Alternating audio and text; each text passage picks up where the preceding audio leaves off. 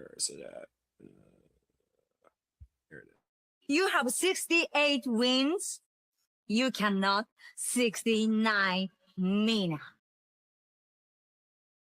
I am that reminder that no matter how far you get in life, there's going to be someone like me, born with much more than you do, who can cash in and take it all away at any moment.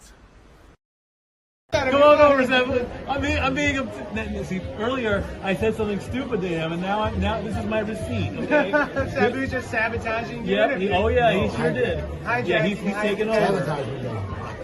Hijacking is a better word. You're right. Good luck. Ooh, follow the white rabbit.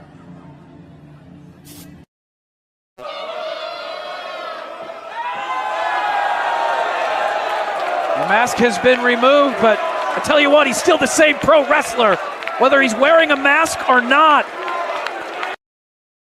Say his name and he appears. I believe in Noah. I believe in Datula.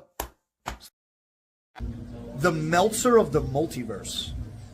Who the fuck wants to compare themselves to another? How much of a mark do you have to be? You couldn't even pick a professional athlete. You went with a fucking journalist? Grow up, man. We just want to say thank you to Simply Reliable Studios for voting us as Tag Team of the Year. Of course. Because you know what they say, right? If you can't swim, You're bound to drown. Tonight, she is sponsored by Simply Reliable Studios from Orlando, Florida. She is everybody's favorite BFF, Izzy Marino. It's nerds and geeks at heart, and I look at your style. You look like somebody that would regularly shop at one of my favorite stores, not called Hot Topic, but Spencer's. I'm a fan of novelty likes. You mentioned Hot Topic. It comes as no surprise to anyone that I was a manager at Hot Topic for years before I started wrestling. What's in your AirPods? You know, what are you listening to? Whether it's at the gym working out or when you're in the jacuzzi relaxing, like what are you bumping? So I tell everybody all the time, I love listening to strip club bangers. I find it weird that you guys are so excited about seeing the cup. For us, it lives here, so it's just like you just go down the street. I just go to the Hockey Hall of Fame and just go take a peek, take a gander of it. No, but they had it lives there, but it's not like you guys have won it in how many years. Take a look at Why? But why? But why do we have to go there? Quintanilla. Is that your birth last name or is that a gimmick name? That is not my birth last name. Alejandra is my actual name. Quintanilla, I'm also, I love music. I'm always listening to music. I'm always dancing. And I've always been inspired by the late Selena Quintanilla. That's where I got the Quintanilla last name from. I'm the referee and the coach, and I'm like, you stupid idiots, and I'm constantly yelling at the TV. That is Jeff every single week during football season. Since the mid-90s, he's a Cowboys fan. Oh, I'm sorry. That is every week. It ain't changing anytime soon, buddy. Is it your year again? I know it's coming. God damn it. It's always your year. Gymnasts and cheerleaders have like eternal beef with each other. Yes, they do. Yo, no, that beef is real. I know. Remember you saying that you're a huge Disney and Harry Potter geek? Yeah. What's your favorite Disney movie?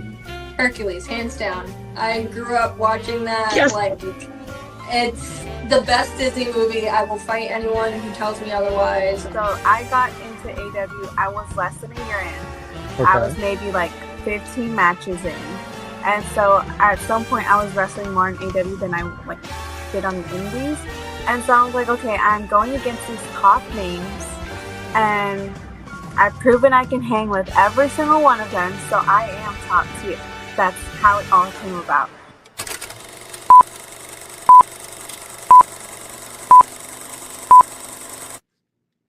Heyo, this is Jack Cartwheel. You are watching Simply Reliable Studios.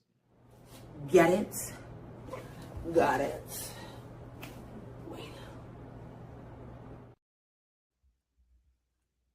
Bloody freaking hell, these damn tournaments all over the place and the damn summer weather! Ah! Oh, but I digress. Here we freaking go again. Good evening, everybody, and welcome back once again to the weekly moderated conversation of wrestling madness. That is the Saturday Shenanigans. I am, of course, once again your host for this evening's festivities, whether they are prolonging or whether they are shortcoming. It is me. It is I. It is once again, yes, the Supplemental Foster. Good to see you all once again. So thank you all for tuning in. Please like, subscribe, comment, and tell a friend. If you want to dictate the conversation, Super Chat or PayPal the Passions. It's as simple as that. It's good to see Darren G and Nathan Banks and, of course, Safet and all of you also tuning in the chat, whether or not it's on YouTube feeds or across our X. I also want to give a special programming note. Apologies for not covering, of course, this round of the Owen Harper Tournament women's side. I will be doing a pre-coverage of Dynamite, covering Hazuki and Persephone's match Wednesday night, somewhere between 7 p.m. to 8 p.m. Eastern Standard Time, ahead of covering this Wednesday's AEW Dynamite on Summer Blockbuster. Please stay tuned. Apologies to all of you that was expecting that. But again, priorities over passions, and also this weather has brought nothing but absolute madness. So I hope that you all are being the heat and staying cool and enjoying life and enjoying wrestling too, whether or not it's with ice cream, a popsicle, or a cold Mountain Dew. This episode brought to you for now by Voltage. With that being said, it's been an interesting week. We got a very short, simple, but overall fun schedule for you tonight for the festivities. We're going to look at the tournament turmoil that is, of course, AEW and WWE with the King and Queen of the Ring, as well as both Owen Hart Foundation tournaments, where they stand, how we feel about each one of the 4 tournaments, how we picked our winners for any of them yet, what we're more looking forward to, which one's been better executed, and what you may have done differently.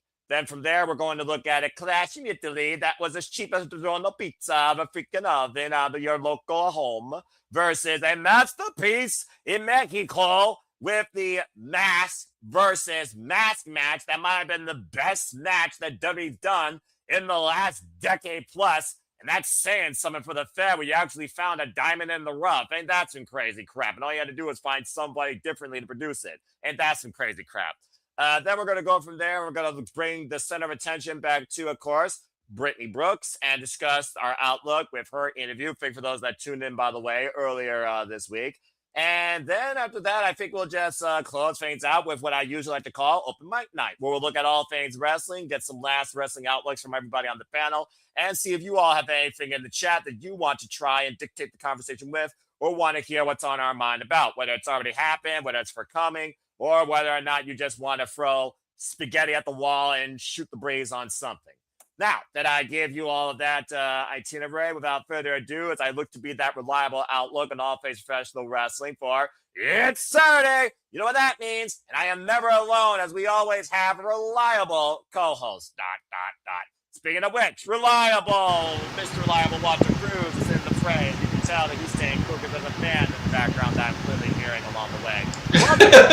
How are you this evening? Good to see you. How are you feeling about this Saturday, and how are things going for you and your family too?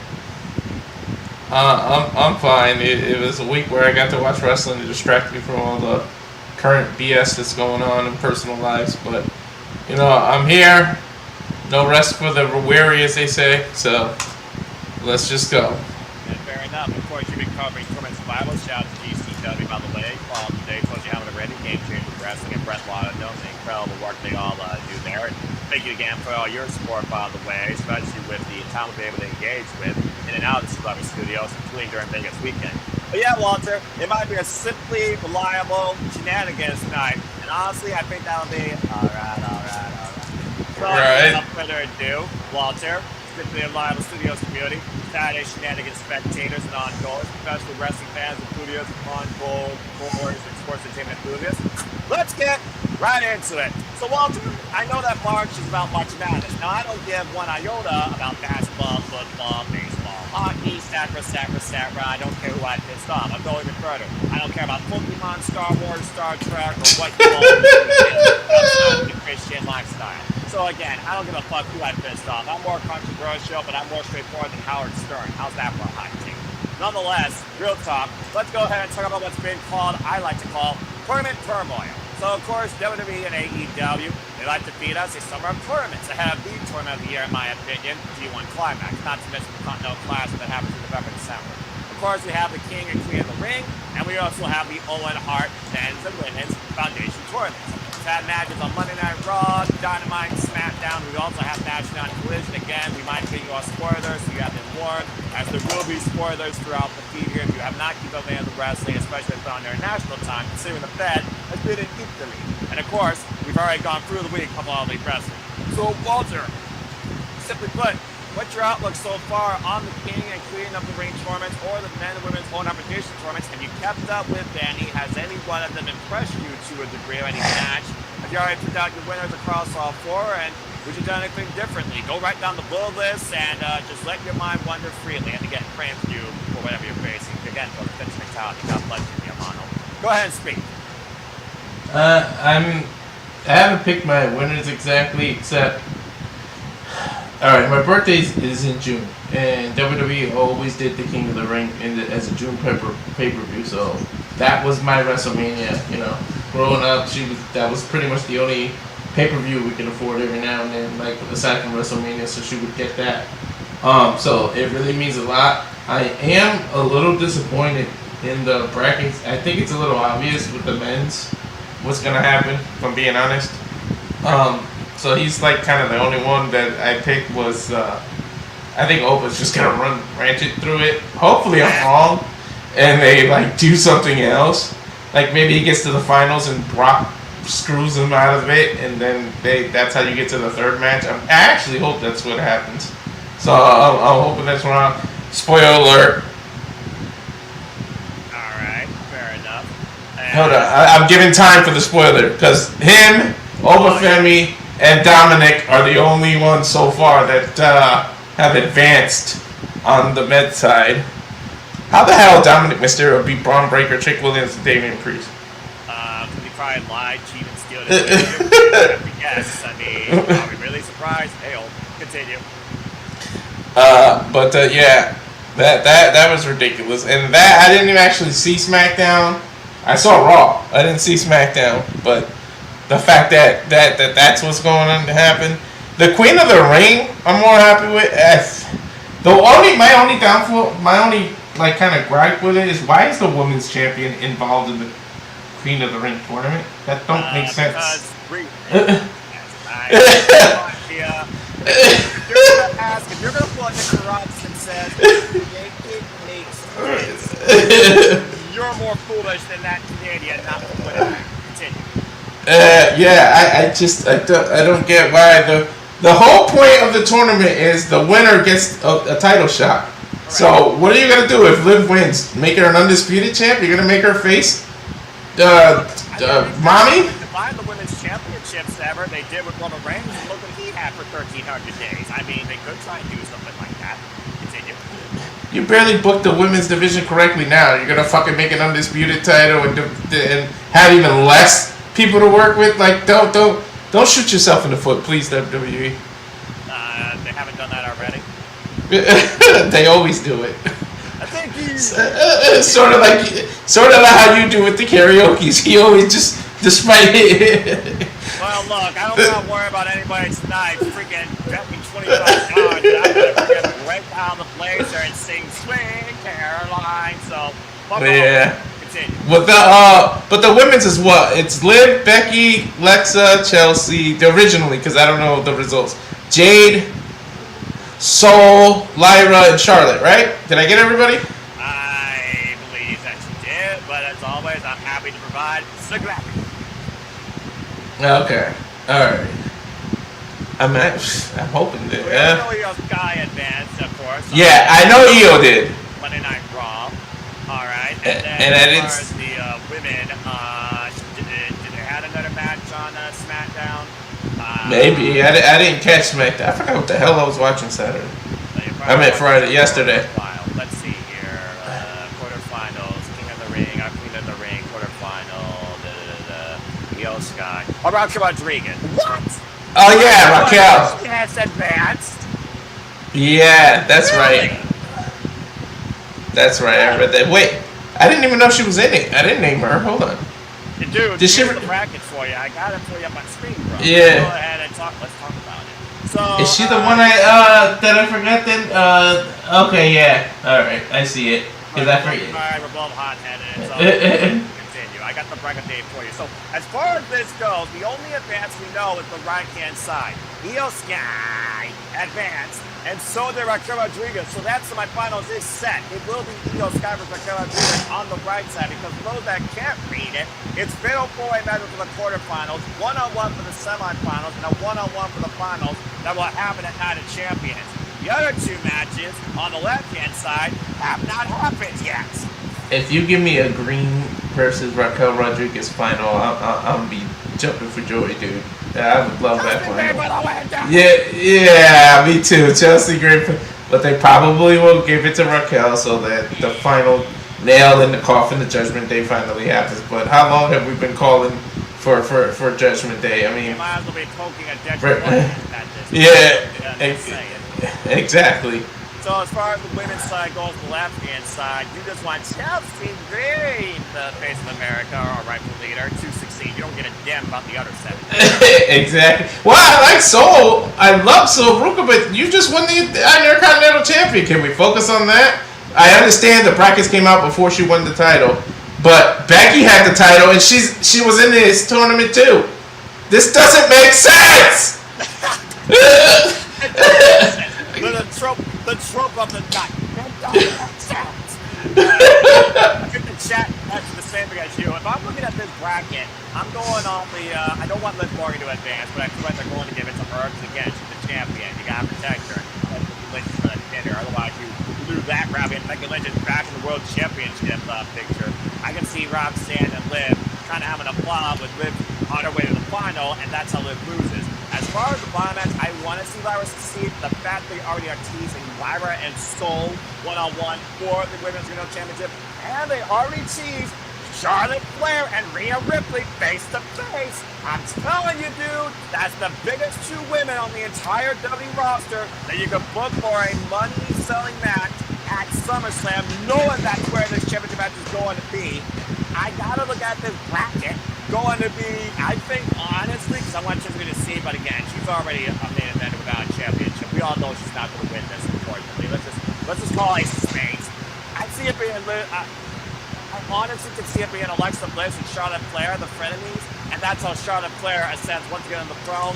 And I think Charlotte Flair is going to be the one on the left-hand side. As far as the right-hand side, Raquel Rodriguez and Io Sky really don't have history with Charlotte Flair, so either of those is a unique first-time encounter. But I think the bigger match, based on star power, I can see the finals being Charlotte Flair and Io Sky, and I still have Charlotte Flair taking the whole thing. Bow down to the Queen, finally becoming Queen in the ring. Doesn't it sound fitting? Yeah, Queen without a crown. Well, I kind of wish gets a crown right here. Perez should have been on the other side, and if you're really adamant about Judgment Day, you should have Perez and Raquel in the final, and then boop, now Liv is like, oh shit, what am I gonna do? I can't keep control of everything, but whatever. I'm about to say, I can't keep control of everything as I try to keep control here. But again, folks, what do you think about your Night of Champions clean up the ring? Again, Raquel Rodriguez and Io Sky advance. Your right side is busted if you say anything else. You still have yet to figure out your left-hand side of who advances out of the 4. Liv Morgan, Becky Lynch, Alexa Bliss, and Chelsea Green. And who advances out of the other 4. Sol Ruka, Lyra, Curious, Charlotte Flair, and Jade Carter. So if your tournament bracket's busted, recreate it, figure out your left-hand side, see if you can call the finals, see if you can call your winner. And yes, we will be simply predicting Night of Champions during that week. Stay tuned for the upcoming schedule of a quadruple days consecutively of Super Predicting that I will be hosting for all the shows across all things wrestling. Alright, well from the women, let's go ahead to the men. Now, again, I think you've pretty much already spoken for this tournament. For those that don't know, Owen family advanced over Penta, Slopes, Corey, Canal Case, and Dominic Mysterio. He advanced over Braun Breaker, Trick Williams, and Damian Priest. You're perfectly right. The other 2 matches have not happened yet. Sefri and Raj, Javon Evans, Tonga Loa, that is so hard to say. Ricky Saints, who's already probably buried 6 feet under. Jey Uso, L.A. Knight, Royce Keys, and Finn Balor. Yes, you're seeing that Ryan Kidd. You haven't watched that in a while. Finn Balor is now on SmackDown. So, Walter, we got our right-hand side. Dominic Mysterio is a dead boy. We're just going to call it what it is. Open Family versus Blank. Blank is dead. It's going to be Yeah, you might as well bypass him right to the finals. So left-hand side, what you got? What you got going out of these two matches? What do you want to see happen, and what do you think the right side finals will be? Go ahead, bro. This is tough, man. I kind of wish. Surprised Orton didn't come back and get in this tournament. I was afraid we were going to take somebody out, like RKO out of nowhere, and then like, the fuck.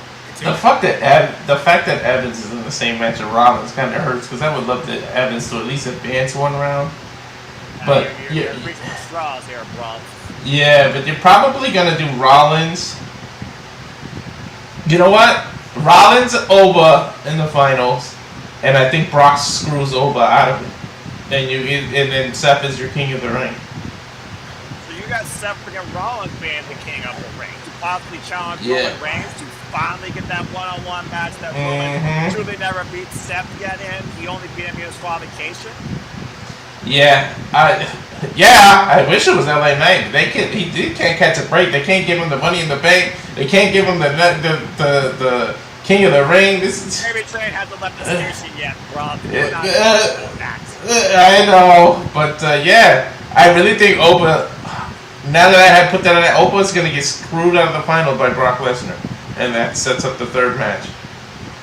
Alright, well, the way I see it is this. Regardless, we know that Femi and Brock Lesnar 3 has to be happening at SummerSlam at this point, right? Exactly, Not only is it Brock Lesnar's stomping grounds of his amateur wrestling days in Minnesota, it literally screams we saw one-on-one, you need an effing definitive decider in this feud of the biggest fighters in the company, alright? One legit, one yet to be truly the conqueror or the ruler over the conqueror. As far as the right-hand side, yeah, if we're only looking at Roman Reigns, Seth freaking Rollins makes the most sense. Then again, he also has that criminal history with Cody Rhodes. Cody Rhodes has been showing a different dynamic as of late when it comes to really showing that he is QB1. Now, truth be told, he's still like Gunther right now, and also Gunther and Rollins, no love lost. So Seth Rollins actually works both ways, honestly. I do like that idea a lot because the only way I see him losing is if Brock Lesnar gets involved. But I've never seen him get involved in Saudi Arabia versus the semifinals where Don Mysterio's actually believe will be king of the ring. Give me a break. That being said, as far as the bottom match goes... Hey, his father's name is King. Rey Mysterio. Look, it doesn't roll off. The kid's still trying to figure out what it means to lose for Virginia. And why isn't Gunther defending it? Wasn't he the king of the ring last year? Why isn't he defending it? Because right now, why would you defend that when you already are involved in feuds for the WWE Championship? WWE Championship, I'm just saying. But you lost already. Well, he technically, and we'll talk about that in our next topic. I know.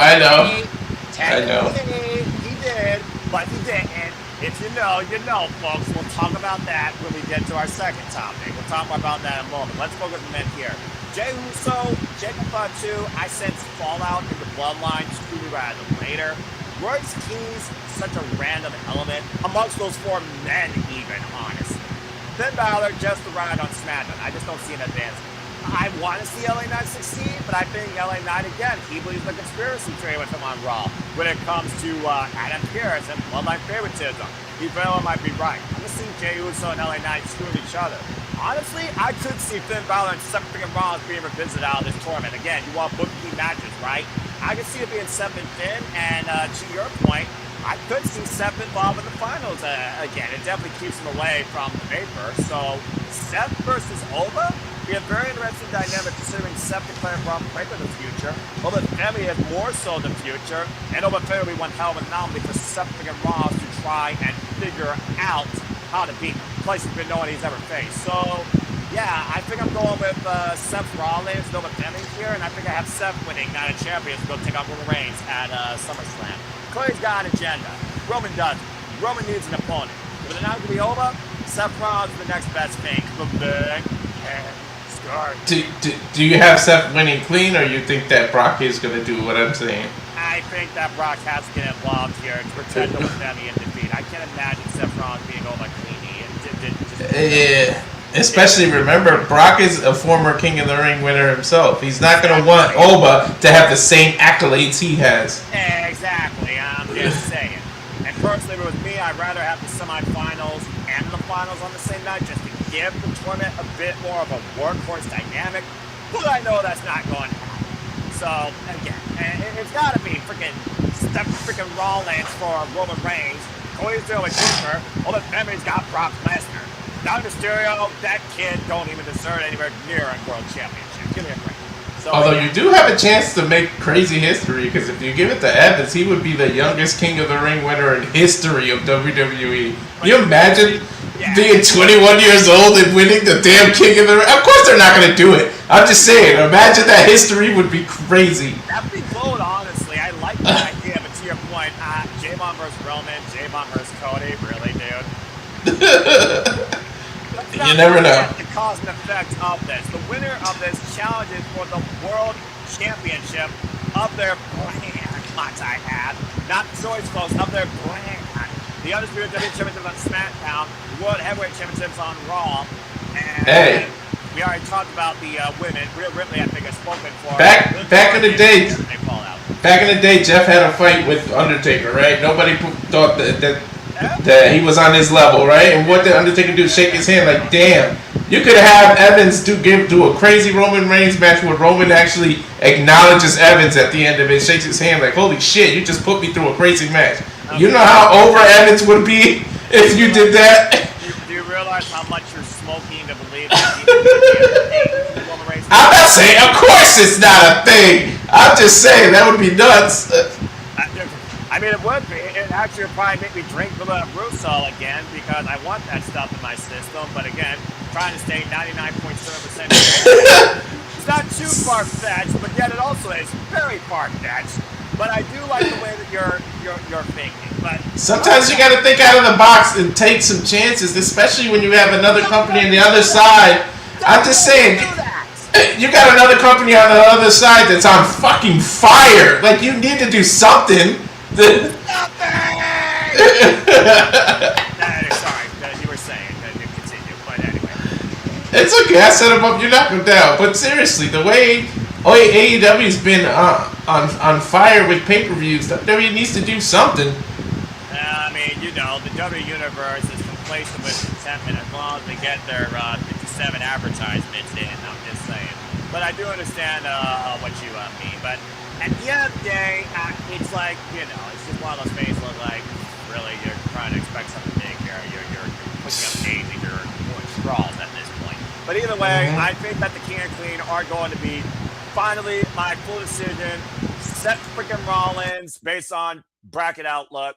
Seth freaking Rollins and Charlotte Flair. That's what I'm going with. And I'm going to stick to that unless they actually do give me a WTF. Much like how Jessie Jane beat Stunning Valkyria for the NXT Women's Championship last year and became the woman of NXT last year. And now she's on SmackDown trying to be the woman on the main roster scene. So good luck to her. But again, folks, what do you think? What is your King and Queen of the Ring? Who do you want to see head to SummerSlam and challenge for a world championship? Did you already figure out your opponents already? For Roman Reigns, for Rhea Ripley, for Cody Rhodes, for Liv Morgan. Doesn't leave the Judgment Day fallout. Is it Queen versus Brutality? Is it the Shield revisited? The Architect versus the Tribal Chief, not seen since the Royal Rumble? We'd love to know your thoughts in the comments section down below or in the chat. So again, speak your mind. Again, you got the left side to figure out. They have not happened yet. The right side's done. It's going to be Io Sky versus Raquel Rodriguez. Again, the left side is figured out for the men. Ola Femi, Dominic Mysterio. The right side yet to be determined. So figure out your right side, get your brackets in order, and determine your winners for both this year's Queen and King of the Ring in WWE. And again, we'll be covering all that at Night of Champions. All right. Well, as we segue from one tournament, teleporting in for a moment, it looks like, to maybe add 2 cents, because I wasn't sure if he was going to be here. Let's see what regular JJ Woods has to say real quick. Hi, JJ. Welcome to the Shenanigans. How are you? What's going on? Can't hear you. We're live, pal. What happened? Audio? Yeah, JJ right now is playing the mind game. So he'll figure it out. And you have entered the Twilight Zone. And you know what? It is what it is. Okay, so moving on from there as he figures that out, and I'll just focus on the actual DM stuff here. Let's go away from the King and Queen of the Ring to the Owen Hart Foundation tournaments, and we will kick things off with the women.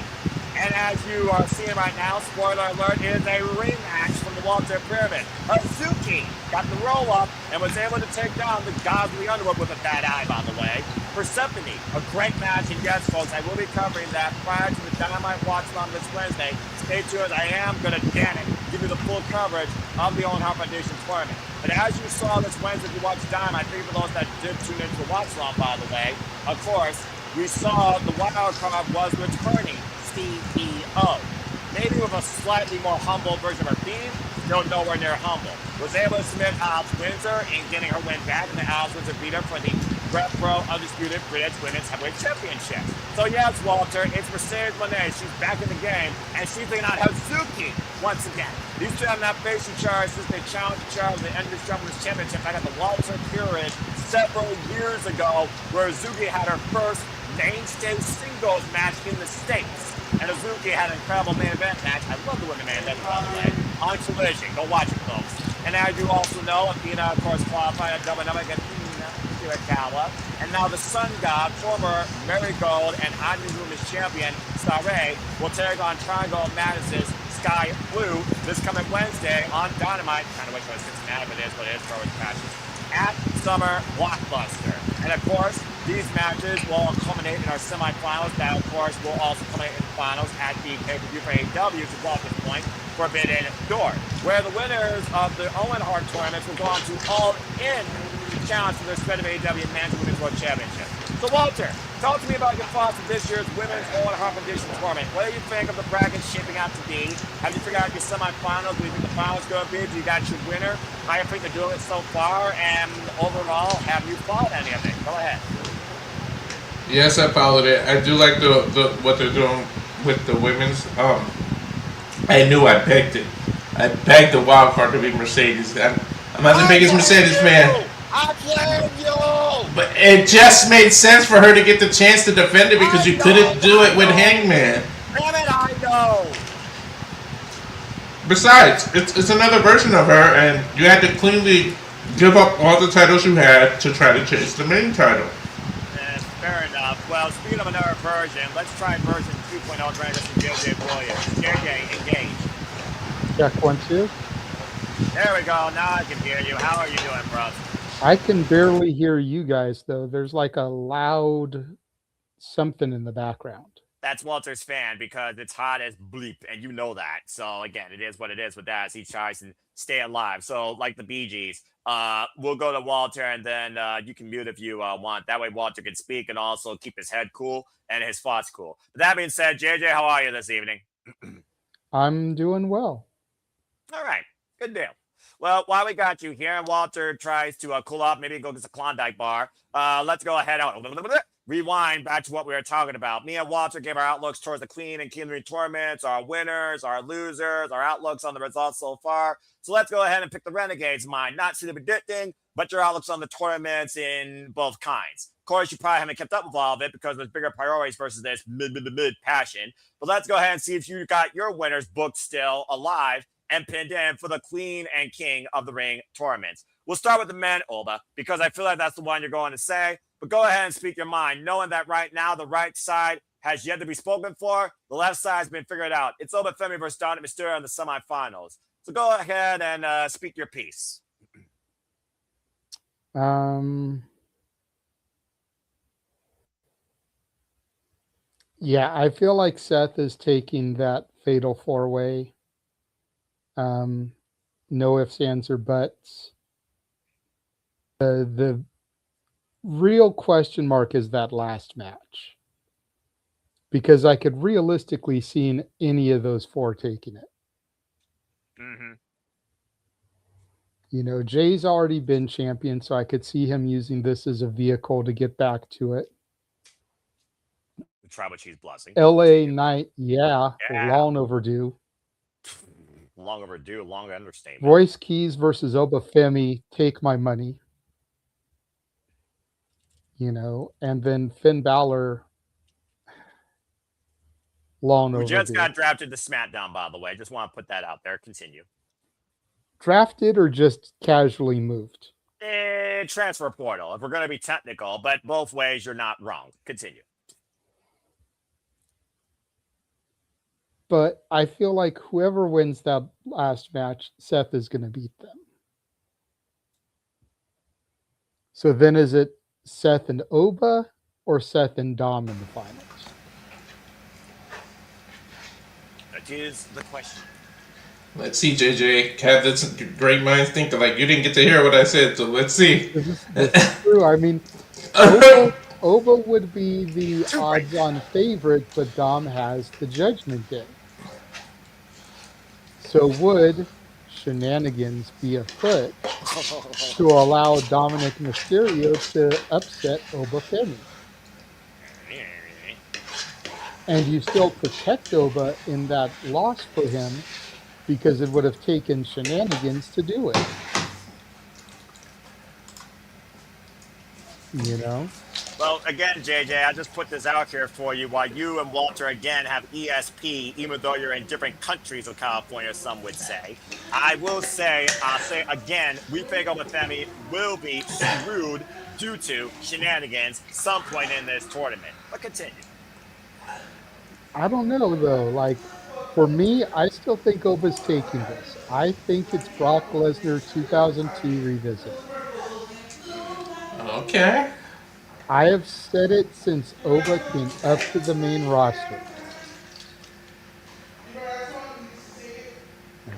Brock took the O2 King of the Ring on the way to becoming champion at SummerSlam. Correct. I think Oba's going to take King of the Ring on his way to becoming champ at SummerSlam. And you think that will be Oba's crowning moment? I believe it'll be his destiny, yes. Destiny. Wordplay. I'm not going to botch it there. I'm going to. But you can't botch me because that wasn't a botch. I know. I said I'm not going to botch you. Did you not hear me clearly? Now you did botch my last sentence. So botch. Now I get you. Because I know you're not a big movie guy. I did that on purpose. Oh, you. That's a George McFly Back to the Future. That was beautiful. Yeah. You know I don't watch movies. Exactly. That's what I'm saying. You can't botch it because he goes in to drop some game on what would become his future wife, and he calls her his destiny. Destiny. All right, fair enough. Well, either way, the density of this tournament seemed very easy to navigate between Oba Femi and Seth freaking Rollins, pretty much being your top two names to win this freaking thing. And again, the right side yet to be spoken for. Yes, Walter, I see your hand rope. Interesting. We said great minds think alike. We all have the same two in the finals. It's just JJ. We said that it's going to be Seth and Oba. And then Brock is going to interfere and not let Oba win because he doesn't want Oba to get the same accolades he does. He doesn't want him to become a King of the Ring and then go on to SummerSlam and do that. He's like, you're just mimicking my career, and he's going to stop him from doing it. And it leads to Oba versus Brock at SummerSlam because it's Brock's hometown, and that's where you get that third match. Possible, but if Brock is going to retire at SummerSlam, then I wonder if Gunther is still the plan. That's the only reason why I'm keeping the Oba open. Fair enough. I mean, but again, Gunther's already tied up in the undisputed WWE Championship. They just had a confrontation segment on SmackDown about them. They probably are going to run back. Cody and Gunther too, probably not champions. What a crazy concept. The world champion is being defended at this show. So it sounds like Gunther's already spoken for. And as far as SummerSlam plans go, again, I think you literally could tear the original itinerary up into 100 pieces. So I'm just saying, and as far as this goes, if Brock brings Shenanigans, Seth and Roman have the long-term cancer of Roman has yet to beat the Architect cleanly. Hell, the last time they faced each other was the Royal Rumble several years ago, and Roman got disqualified because he threw a damn hissy fit. He's never beat Seth one-on-one cleanly, so there's still that unchecked box there. I'm just saying. Just saying. All right. That's well, now fair, we but I feel like we don't need King of the Ring to get that. I trust me. Walter and I already talked about you don't need this to do what should make sense, but this is WWE, and it's probably going to be the avenue they're going to take. Seth Rollins has got a ton of accolades. Yes. At this point in his career, he doesn't need King of the Ring. I agree. But still. It's like how they gave Cena the IC champion for a month and a half just so he could be a Grand Slam. And, exactly. And again, Braun Breaker is already eliminated, so unless Braun screws Seth, I think the matchup in the top right is spoken for. We shall see. Just saying. All right, well, from the men to the women, Charlotte Flair. Again, the right side is spoken for. It is Io Sky versus bleep, bleep, bleep, bleep. Raquel Rodriguez actually won the match on SmackDown. So Io versus Raquel is the semifinals on the right. The left is yet to be accomplished. I imagine they both will be figured out this week. So you got the women's heavyweight champion, Liv Morgan, former Canelo champion, Women's Bliss, Chelsea Green, who should already be the face of America and the WWE Women's Champion, Soruka, Brittney Canelo champion, Lyra Kerr, who challenged her and so said yes. So that singles match is on ballot. Charlotte Flair, of course, the queen already of WWE, and the greatest rival to be Ripley and Jade Cargill, because gotta give Jade Cargill another accolade. But also, she is a former, of course, queen of the ring, beat Asuka, of course, to win this tournament last year, ironically. So JJ's right side spoken for, left side, what do you see happening? What do you think needs to happen? And did you already figure out your queen of the ring? Because in my opinion, if it's going to be Rhea Ripley, that's going to be spoken for, because Judgment Day storyline already speaks for Liv Morgan. I say the only thing you got big enough to book at SummerSlam is literally Rhea versus Charlotte Flair. Because Charlotte's already teased that intensity that she wants that championship back. And Charlotte was the one that made Rhea a star, not the other way around. So again, could happen. But what do you think? Speak about this tournament, JJ. Let's see if JJ goes on the same tangent I went, because I went on the tangent before you came in here. The fact that Liv is in this tournament for no reason when she's the champ. Yeah, well, first off, I'm just going to say this quick before I give it to JJ. I am really tired of both of you sharing a damn brain. You all are ridiculous. Go ahead, JJ. Speak your mind. Well, okay. There's a lot of people on this side of the bracket that everybody knows how I feel about them. Oh, yeah, absolutely. You can do a freaking John Oliver roast with JJ tonight if you wanted to, honestly, and I would welcome it, but go ahead. The whole Charlotte Rhea thing on the surface makes sense. Mm-hmm. But again, going back to what I just said about Seth, why does Charlotte need this accolade? Answer. Because she's the queen, so you're giving her the queen of the ring so she can call herself Queen Charlotte like she doesn't already call herself the fucking queen? I mean, she was born to be the queen. Let's just call it what it is, but continue. I'm not going to go on the tirade about Liv being in this because I feel like it's beating the proverbial dead horse's head that is found in the bed in The Godfather. Yeah. I understood that reference. The only, based off of reports, the only reason Liv is in here is because Stephanie Vaquer isn't cleared yet. So that is why Liv is in this, is to give her something to do until she gets cleared. Which makes me wonder if Liv won't go all the way to the finals. I don't have her there. But you said that the other side is Io and Raquel. Yes, I did. And I know why not give ourselves a Liv and Raquel finals? Yeah. Stephanie returns, costs Liv the finals.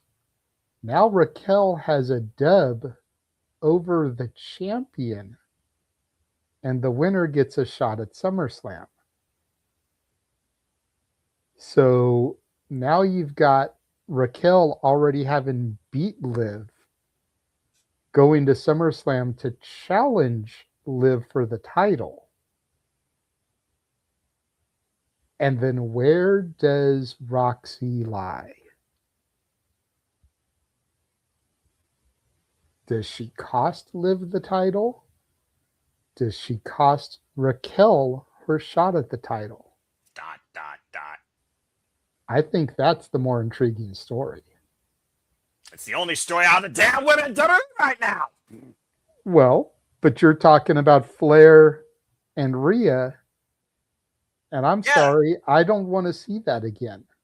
Well, guess what? WWE doesn't give a damn. WWE doesn't care about a fan's opinion, even if one has 250% better creative than the 15 producers not named Bobby Roode, Paul Levesque, and Bruce Pritchard on the WWE main roster, where Mark Calloway and Pete Dunne just gave us a match of the century down in Mexico that we'll talk about in our second time. With all due respect, JJ, and you are beyond brilliant at prediction scores, I will always buy into you before I buy into the damn current product. It goes like this. The only current story for the women in WWE is the Judgment of the Judgment Day. The long-term big money match for WWE, where they care more about that versus a fan's freaking pleasure in Charlotte Flair and Ripley.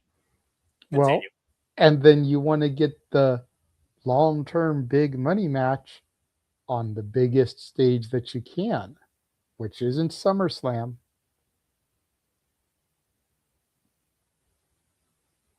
It's 2 nights, JJ. They're trying to turn it into WrestleMania Timu. I'm just saying. But it's not, and it never will be. Doesn't mean that they won't try to make it that. And they can try to make it all they want. That doesn't mean it will be. Yeah, it's still going to be one night of advertisements and the other night actual wrestling. I guarantee you can sit here and you can try to discredit Chase University all you want. That doesn't mean it's not a university. It's not a university. It never will be. It never was. And yet you enrolled for one night. Yeah, you all got one night. I immediately left the premise, never to see it again. I think I left my graffiti there talking about get some accreditation. Anyway, and it's probably still on the walls of its rubble. Now, anyway, thank you for that, JJ. So again, folks, that's our outlooks on the king and queen of the ring. As we go from one company's tournaments, let's go to the others where they might be more cut and dry, but let's see how we feel about the dynamics so far. And we will start things off with the men, because the bruv still has a chance to fulfill a dream, not for just himself, but for his country. As of course, AEW brings us again the Owen Hart Foundation Tournament. There you, of course, see the bracket. And again, I will be covering the match I missed from Collision 9. Apologies, folks. Prior to Dynamite coverage for Summer Blockbuster, the updated bracket goes as follows. We know that Swerve Strickland beat Bandito in a hell of a match of legal proportions and risk at Double or Nothing. Kyle Casanova, Brody King, big man slapping meat, as I always love. It was another banger and thriller and hard-hitting dude with those two. But Brody King got the last we've layered in to advance. So we know now will be Brody King versus Swerve Strickland. And again, the finals of this tournament will have to happen at the Forbidden Door. On the other side of the bracket, Mark Davis buried Jungle Jack Perry with a pile driver, and of lethal proportions, an insane main event Wednesday night where I almost had out-of-body experience. Will Ospreay was finally able to put down Big Dunsilla Mark Davis with the new flying armbar, Dev Ground finally, and tapped him out, which means Will Ospreay is officially one of the finalists in this year's men's Owen Foundation Tournament. Again, this Wednesday at Summer Blockbuster, we will find out the other half as Brody King takes on Swerve Strickland. Bottom line, this year for the men, folks, it's either Will Ospreay, Swerve Strickland, or Brody King. The winner goes on to AEW All In the challenge for the AEW Men's World Championship, currently held by everyone's favorite scumbag, Maxwell Jacob Freeman MJF, who already has Kyle Fletcher, Andrade El Idolo, Kevin Knight, and Mark Briscoe breathing down his neck after beating Bruce this past Wednesday in a great opening bout on Dynamite.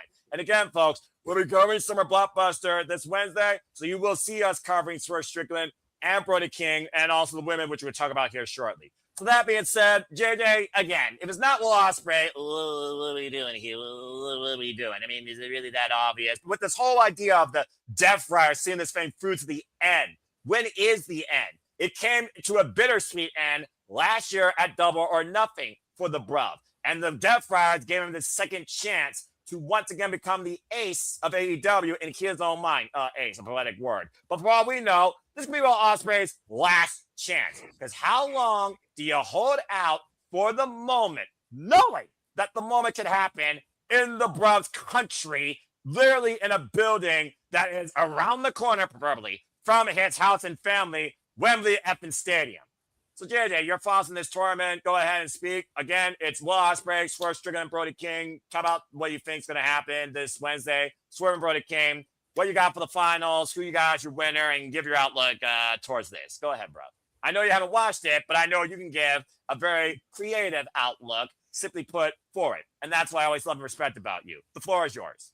It's going to be Ospreay and Swerve based off of the people that are left. And Ospreay is going to win. This is so freaking predictable. You don't see them any way of changing it at all. You don't see any way of them to screw this up. Not at all. Not at all. Not one. Not at all, because we have a heel champion. Swerve and MJF have never faced each other one-on-one, though, in AEW. And even if, dot. Yeah, big if. Even if they pull the trigger on Kenny by God Omega at Redemption, they're not going to do Swerve and Omega. They're going to give us Ospreay and Omega. That's a hell of a subtangent you put in there, because I didn't even think about Redemption playing a factor and all in, but that's a very real possibility. Now, a lot of the people in the spaces on X have hyped themselves up to the fact that Kenny Omega is going to win the title in Canada at Redemption. And I'm like, okay, I like Kenny and all.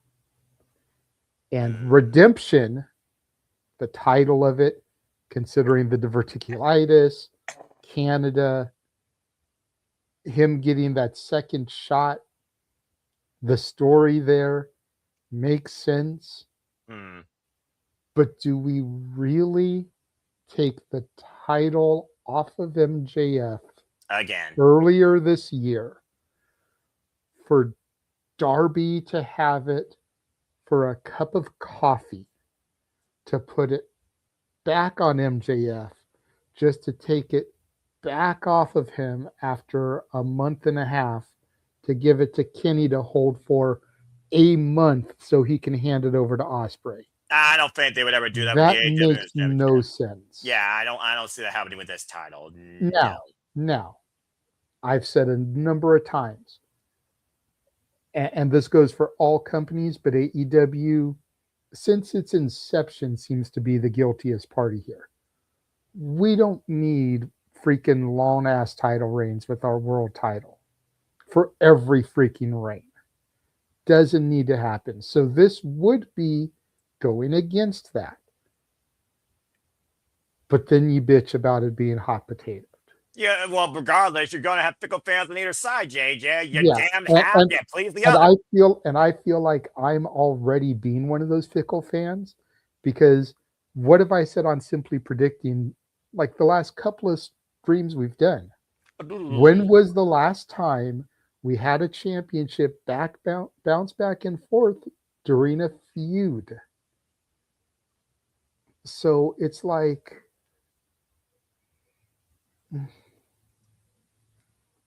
I feel like I'm being one of those people. Well, here's the thing, JJ. I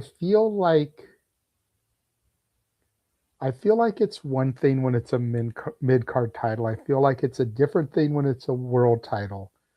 And especially with it being Kenny that's in the conversation, I feel like it cheapens it for Kenny to only let him have it for a month. It was one thing when they did it for Brian, because we kind of knew he was on his way out. They gave him the big victory. They let him hold it until they went to, Washington, to Seattle, and they let him drop it. He had a nice little 2-month reign because we knew he was on his way out. I would rather see Kenny be the one to dethrone Ospreay down the line, as opposed for him to win it and then lose it to Ospreay after only a month. I could accept that, honestly. I like that outlook, actually. I do like that outlook. So that's where I'm coming from on this one. But I think everybody and their mama and, Madam Cleo from the Psychic Friends hotline and Zoltar and, Dr. Green Thumb and everybody out there. The Magic 8 Ball, even before the brackets were announced, is Will Ospreay winning the Owen. No fucking duh, you stupid piece of shit. Okay, first off, I don't know an 8 Ball that has that sort of print on its piece. I do. It's a ghetto 8 Ball. Well, that's why you don't buy it. You don't trust it. You can find it at the Compton Swap Meet. Okay, first off, Oakland doesn't have it downtown, and South Central LA, that's a dangerous place. But obviously, you have an outlook on this, and again, I appreciate it, and I can understand where people are coming from. Again, I don't think like that, though, but I'm optimistic in hearing that thinking and giving my fair thoughts. I'm not just going to call you a mark or just, obliterate you with a stupid, empty insult or a repetitive nature of a word that has no conduit or conduct or meaning. And again, we're looking at the key talent here at AEW. We are looking at the fact that Kenny Omega did say, I'll always be there for you, Ospreay, but Kenny Omega wants that title. Yes, he's Canadian. Kenny Omega, Will Ospreay, MJF might as well be your top 3 of AEW. John Moxley, maybe you put him in the conversation because of the fact he's been the non-stop workhorse of the company there every damn night, as much, if not more, than Tony Khan. It is what it is. We agree or disagree. That's why he's both the dark and the light. But I appreciate that outlook. All right, Walter, let's see if you... I'll go you one better, Dave. Oh. Ray Charles could see Ospreay winning. Hello, Dave. And he's blind like Stevie, but he's also dead. So, I'll just top that one. Ray Charles could see it. All right. I see we're doubling down here. Let's stop before y'all both bust. All right. Walter, hit me. Let's see if you share the same mindset as JJ. Your outlook on the men's Owen Harvard tournament. Did he say anything? No, excuse me. Did he not say anything that was on your mind or what you were going to say? Or pretty much is it just copy and paste? Go ahead. He put in the private chat, give him a second, his mic cut out. Oh, that's always fun. Technical difficulties. Always. Well, if it's not him, then it's me, right? Someone's got to get the virtue award. I thought that only exists in no DQ, but say out of no DQ. All right, well, I'll tell you what. We'll just go ahead and get the Walter summary for both then as he looks at his work or his hardware. So from one tournament to another, and as you've been vocal about the women in one company, at least you are, unlike most people, and again, you and I are both hard freaking proponents of being, what's the word I'm looking for? Oh, yeah, consistent. Let's talk about the women.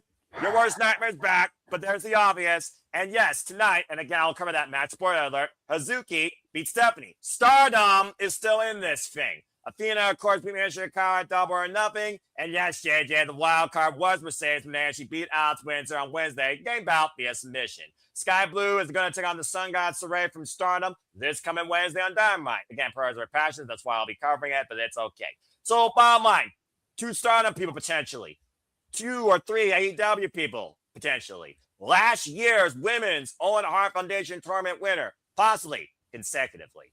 And again, as we talked about, the winner, of course, will be Sarah Bandor, and we'll go on to literally AWL into Champion Women's World Championship, currently held by Thekla Toxic Spider, who has decided to put death out on Stardom, which really has me intrigued on the Stardom dynamic. Then again, you know how much I hold Stardom in a higher regard than anything else on the planet in women's wrestling. Though Pro Wrestling Eve had a great 150 show. Congratulations to them, by the way. Oh, and here's a little spoiler note.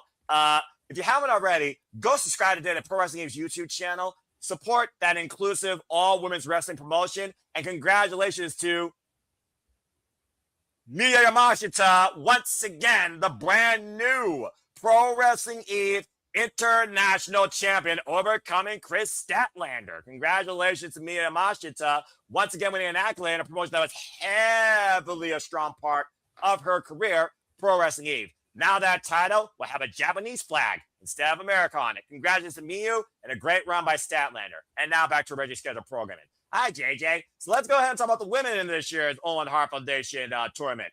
Do you see AEW making history? Do we get a consecutive winner? Do we rip the page up? Does Athena finally rise out of Ring of Honor? Or are you shocked to maybe see someone from Stardom win? Or could Sky Blue rise to the occasion? And could we see her and Thekla maybe finally getting a one-on-one? Sky Blue and KotR have been very vocal about becoming the faces of AEW. And I will just put that out there. As, of course, Julia Hart will probably be involved in Survival of the Fittest to kind of brand new TBS champion. Further details to come on that. So let's go ahead and get your thoughts eloquently on the Women's Owen Hart Foundation tournament. Your outlook so far, your winner, bracket buster, ... what if you have one? And what does it lead to at all in your, let's call it what it is, humble, professional, honest opinion? Go ahead, good sir. Okay, well, before I get into my little diatribe here, what is it that you said Thekla was calling herself or trying to say about Stardom? She did not put war out on Stardom. She said, I'm calling for the death of Stardom, after literally spinning out the Stardom logo and flipping it off. Okay, so with a declaration like that, one of the Stardom women should be the winner of this tournament. Now, do I think that's going to happen? No. But with a declaration like that, at Forbidden Door, that's supposed to have talent from all these other fucking companies, it should be, you know, a Stardom winner.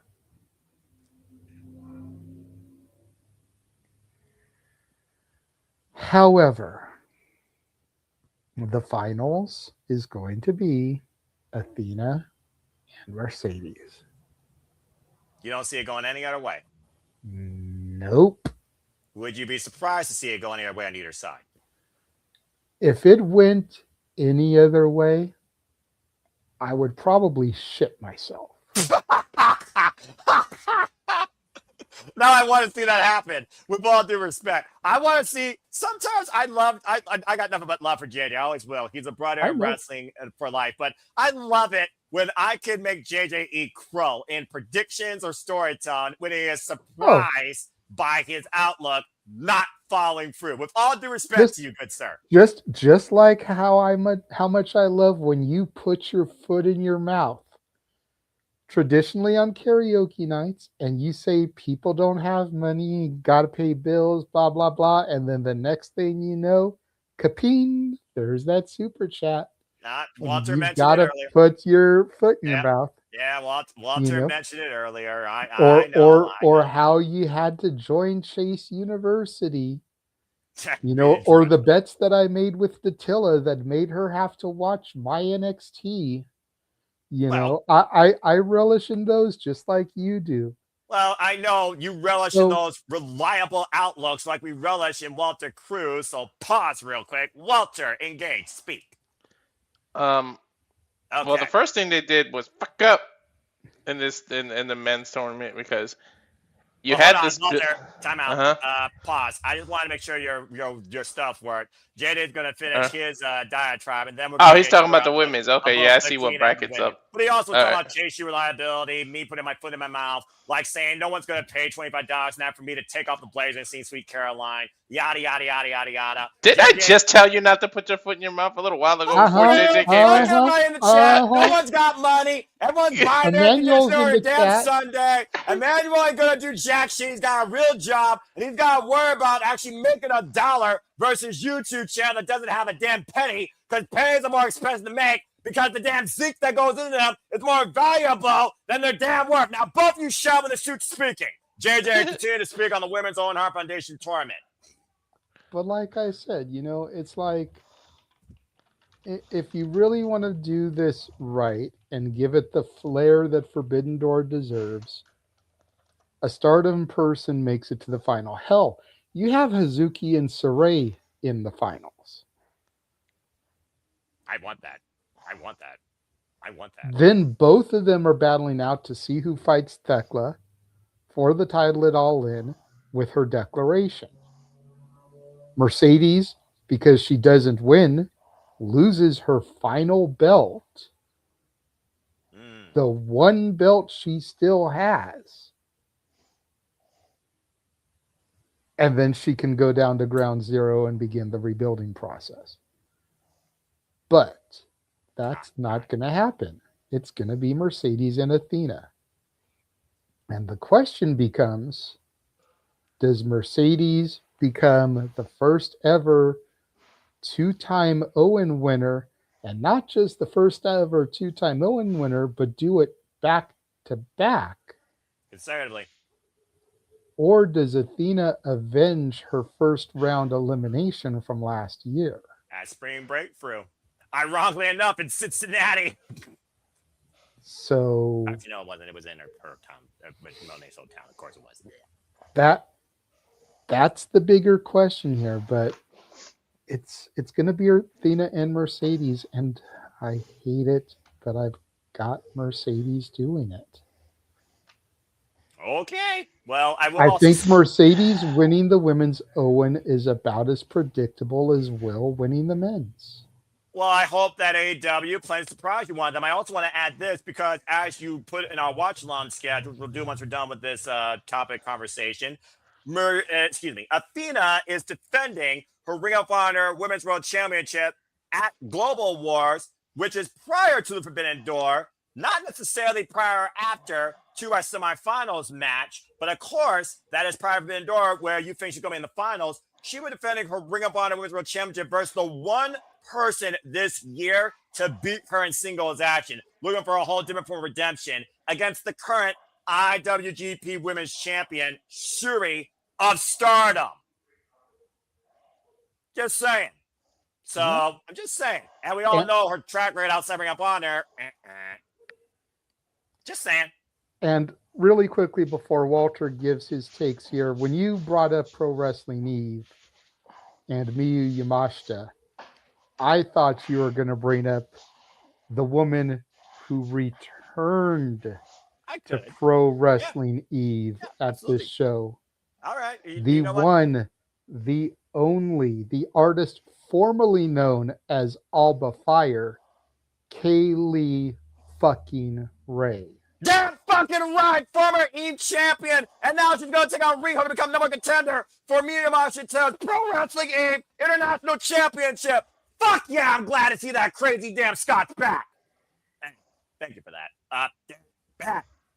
Enough. If people want to hear more about me talk about Pro Wrestling Eve, you don't need to hear me. Go watch Jetta's commentary during that show. Go listen to Amanda and go check out Dan Reedsworth, who's a literal producer and owner of that promotion. Emma Osprey, who of course helps co-produce that promotion too. Again, respect women's wrestling, the best women's promotion out of the UK, by the way. And again, I love Pro Wrestling Eve. Great 150 show. And I'm super curious to see Kaylee Ray, how soon she goes out to Miyu Yamashita, or maybe after the Eve World Champion, just saying. And also, Nikki Storm may be in there. I'm just saying. I'm just saying. Anyway, back to our scheduled program. Go ahead. To Zaire's point real quick, I said two-time Owen champion, not women's champion, period. Yeah, about to say. The first two-time Owens champion. Yeah, thank you. I just wanted to put that out there. I think he meant that same thing, but... It's okay. Well, no, because he put the question mark, so I think he meant, Mercedes being the first ever champion, because there's been more than one two-time champion. Tony Storm's like a four-time champion. That's timeless, Tony Storm, to you, good sir. But all the reigns weren't as timeless. That's why I just left it at Tony. Well, at least two of them were. And while you're waiting for a double take for the timeless wonder that still holds the greatest spotlight in the AEW women's roster, we still are trying to figure out her bloody murder. And Mina Shirakawa is hell-bent on figuring that out. But she's also out of the tournament. I'm still wondering, complete side tangent, did Mina do it? And that's why she hasn't... No. Hear me out, Noah. Hear me out. Okay. Hear me out. I'm gonna. I hear you out real love quick. Mina. We all love Mina. We all want more Mina. Of course we do. Mina has been getting ran through like a hooker in downtown LA. Damn. Me and Walter both on the same page with Okay. every. Okay. But no lies detected. Continue. Fuck me. That tells me she needs a change. She's been on this quest for how long now? Close to 2 months at least? Yes, that would be correct. And she hasn't found anything yet. Why? Because she's the one that did it. That's why she hasn't found out who it was. She's able to keep everything at bay so that no signs point to her. But she hasn't found out who it is, and she's gone through pretty much the entire roster. Think about it. She hasn't found out who did it because she's the one that did it.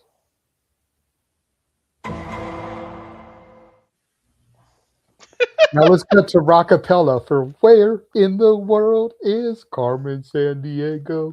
Well, JJ's on the case, and we still have yet to solve the mystery. That being said, thank you for that side tangent, But JJ. think about it. Doesn't that make sense? It does, and again, this is also the reason why I love and hate you, because sometimes you make more sense than you should, in my opinion, or the wrestling business actually should follow, but doesn't. Damn it if you're right. And I'll eat crow if you're right. I'm not going to say anything else besides that, because sometimes I know when not to put my foot in my mouth.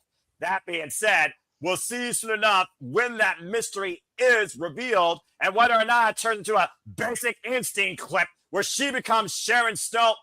Never mind. I'm going down a different tangent on my own here. Hello. Walter, your outlooks of the Owen Hart Foundation. Got a little hot flashes there. Walter, your outlook on the thank you, JJ. The Bachelor Bachelor program.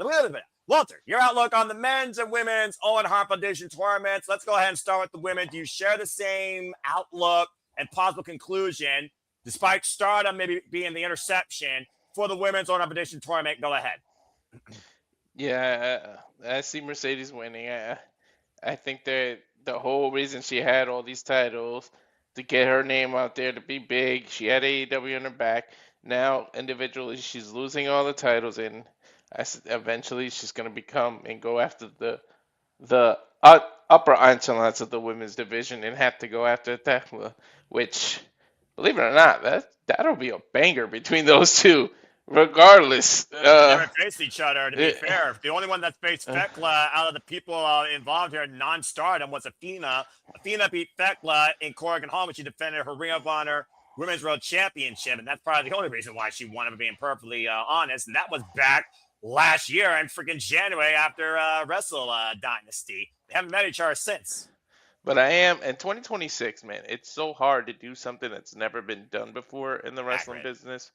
So the fact that Mercedes has a chance to be the first person to win back-to-back championships, but you also have something to do different with Athena.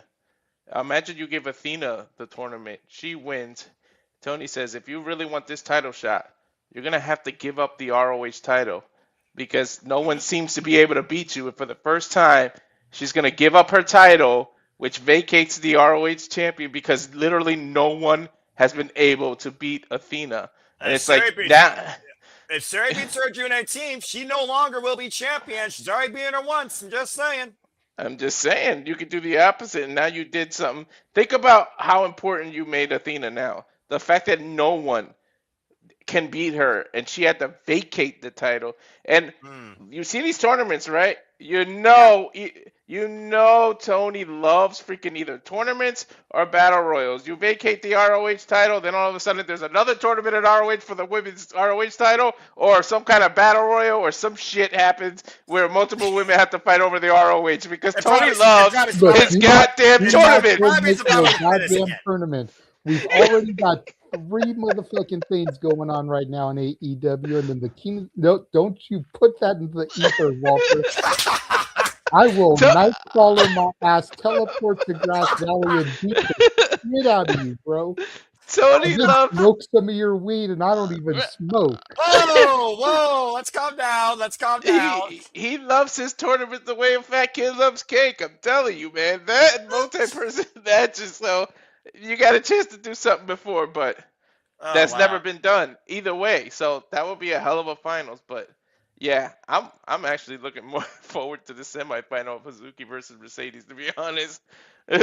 And that'll be Wednesday, June 17th in Houston, Texas. When, of course, Athena will be on Global Wars on the 18th, defending her Ring of Honor Women's World Championship against Shuri. And we'll see if Athena takes on either Saray or Sky Blue day before, or falling on a Collision to punch her ticket to the finals if applicable. Again, this coming Wednesday, folks, we're coming Summer Blockbuster. It's Sky Blue versus the Sun God, Saray, former Marigold and IWGP Women's Champion. First time ever this coming Wednesday on Dynamite. Sky Blue, good luck. Unless Fekla says Depth to Storm gets involved here, you're in for an uphill battle, but you're honestly my dark horse that I want to see choke out the competition and rise to the occasion.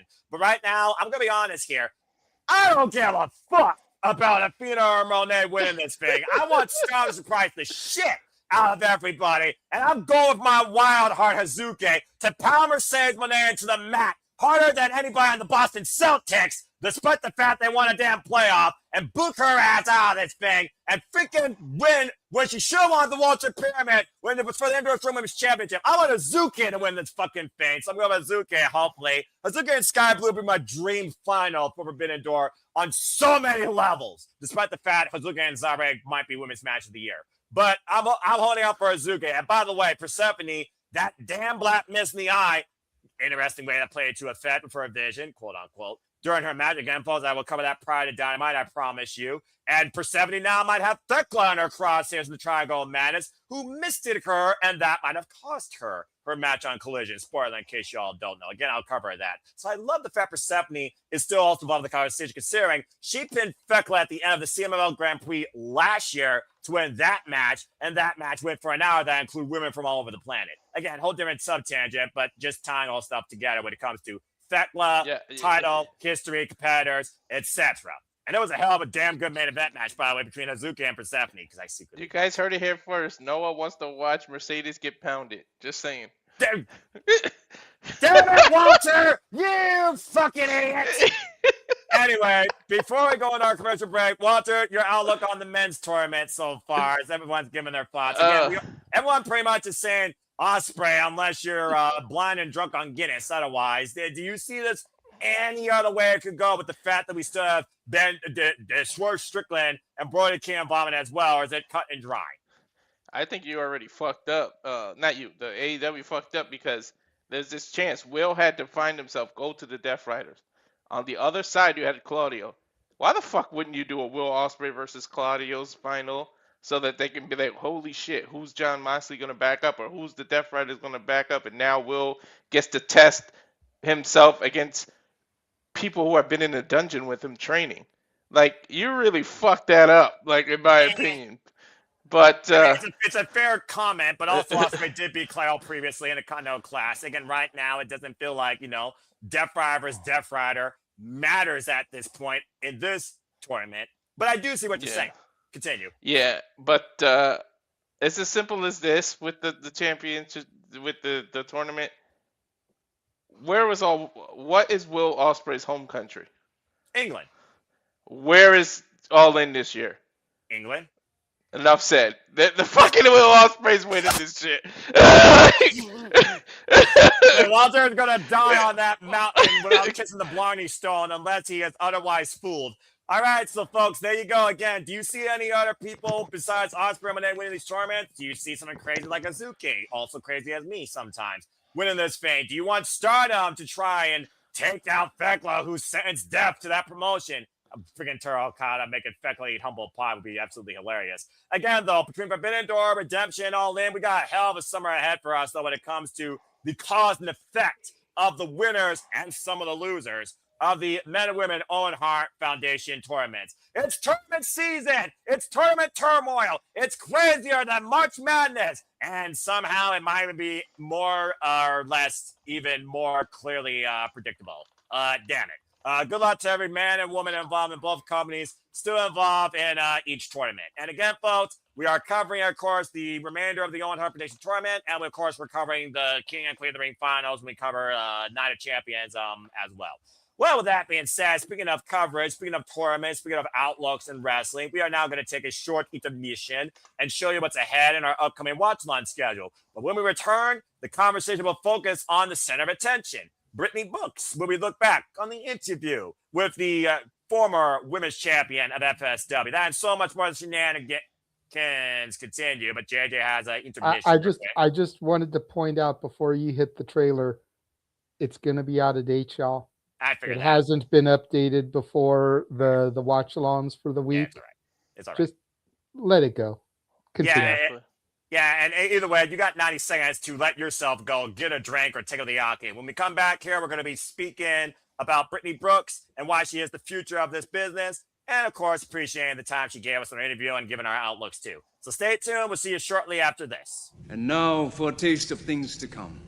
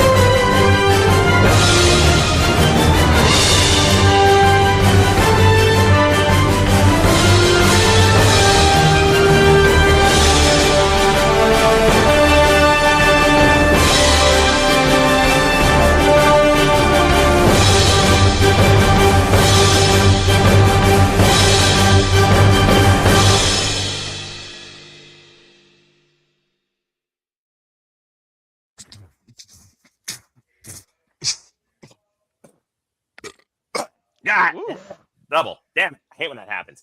And as always, here at the Simple Apple Studios, we truly remind you that we encompass, embrace, celebrate, engage, pontificate, analyze, criticize, and react to all the wrestling. And welcome back in here once again to this edition of the Saturday Shenanigans. I have been your host for this evening's festivities with Mr. Reliable Walter Cruz, the Mega Wrestling JJ Williams, and of course, joining in the fray, making a fantastic four tonight on your screens. Some points of the world, if you are of daylight today, she's yours, she's mine, she's our Canadian friend, Ash.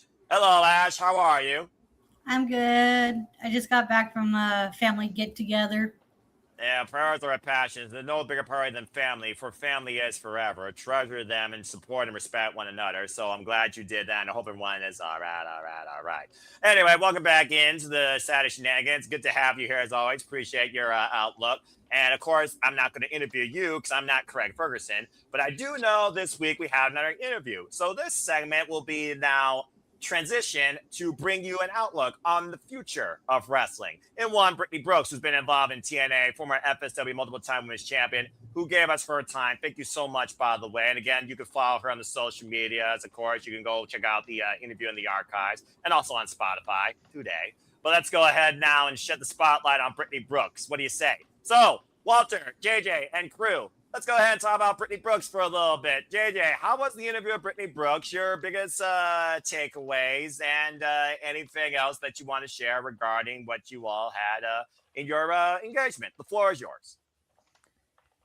I'm going to try to keep this as simple as possible. I will give it to Walter to go into more details if you want, but I'm just going to say that this was, and this is, when I say this, this is meant as no disrespect who's ever participated in an interview with us before. And I mean, as far as like on our end, the Simply Reliable Studios end. But this was probably the most fun I think I've had with it just being Walter and I. That's awesome.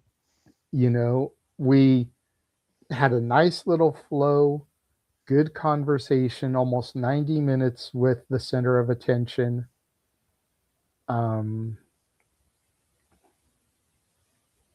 It was just so warm. You know, it was everything that you would want. We got a lot of questions answered. We got a little personal. You know, we got to get a little bit in detail with her and Chris Bay's relationship. Heavily, of course, a big factor in her not only motivation, but her support, of course, in her continued growth in the business. And you know, how it felt, you know, was there any thought like that she would have to put her career on hold to take care of him? Because remember, his initial diagnosis was he would never walk again.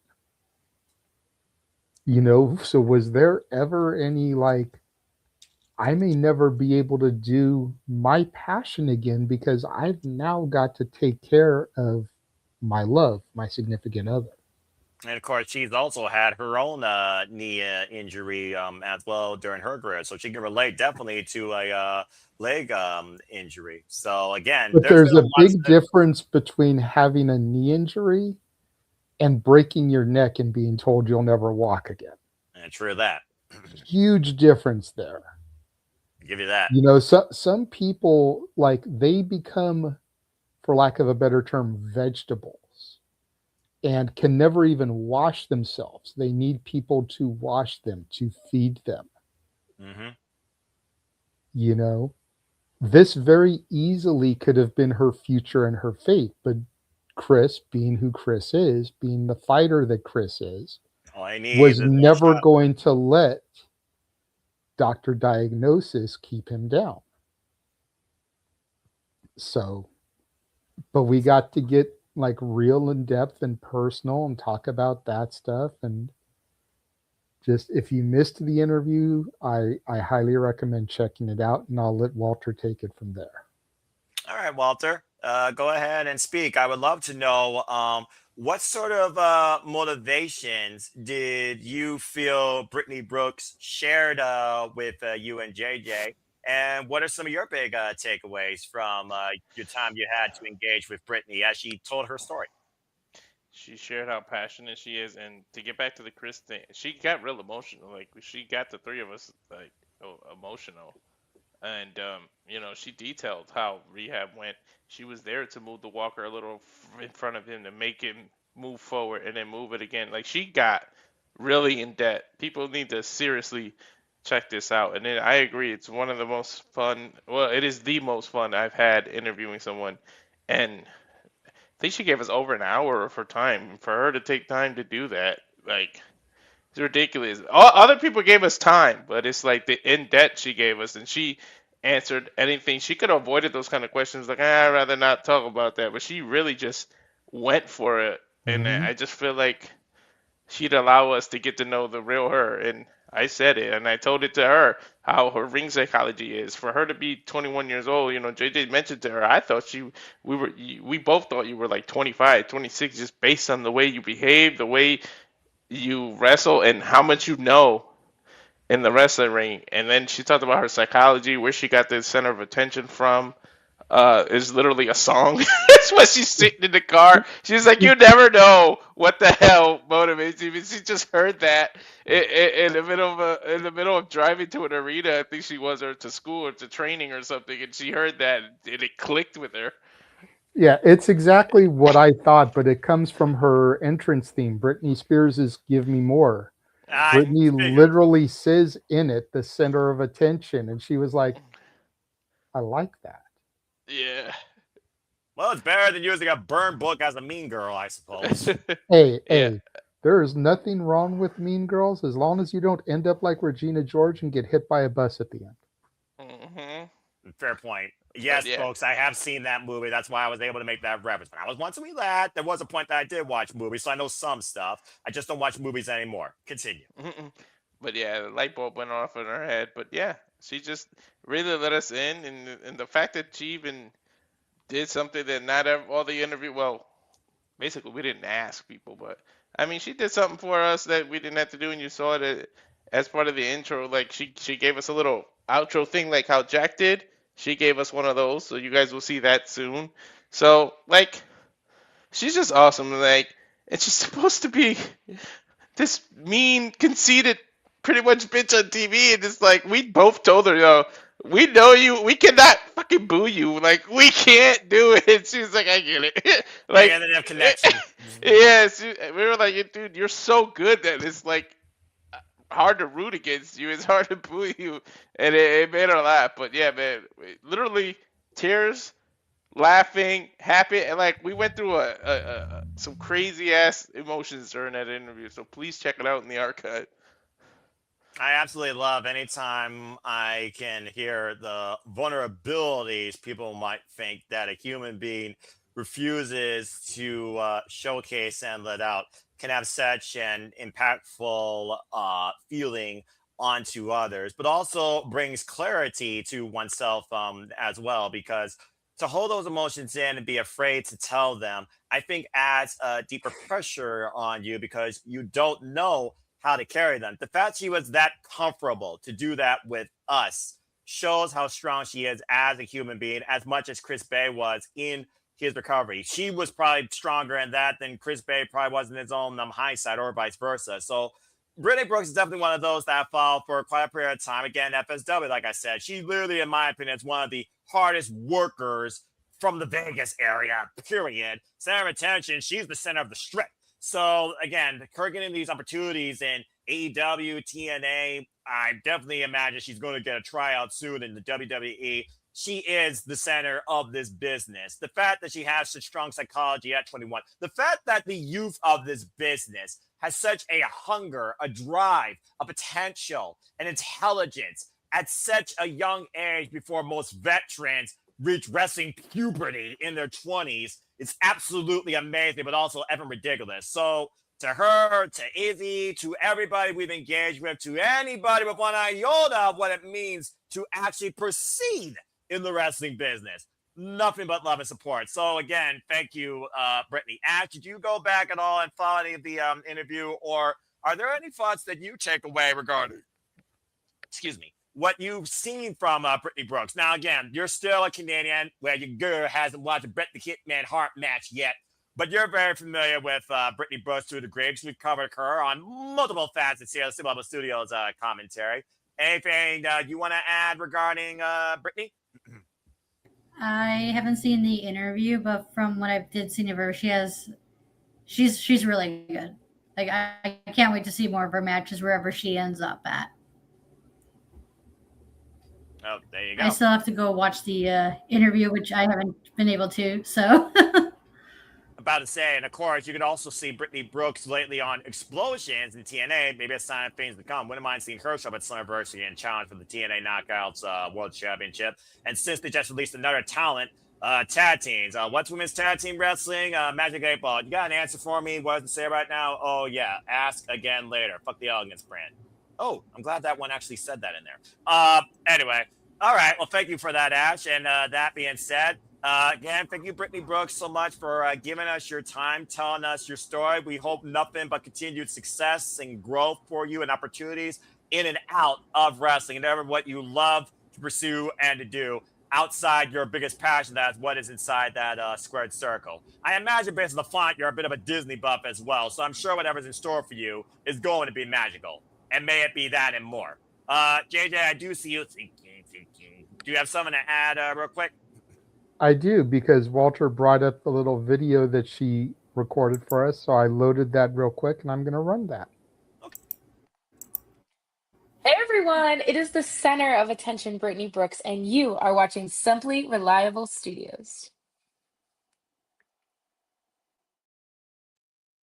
Thank you so much for that fair, kind, simple endorsement. You saw the tag, folks, so follow her the day on the ads. Continue following the center of attention and see where the journey takes her and see what will be, maybe, her next biggest. I'm not going to say final because nothing's final in this business, in my opinion, but her next biggest destination. Whether it's TNA, whether it's MLW, where we have a brand new featherweight champion, by the way, in Shotzi Blackheart, just saying.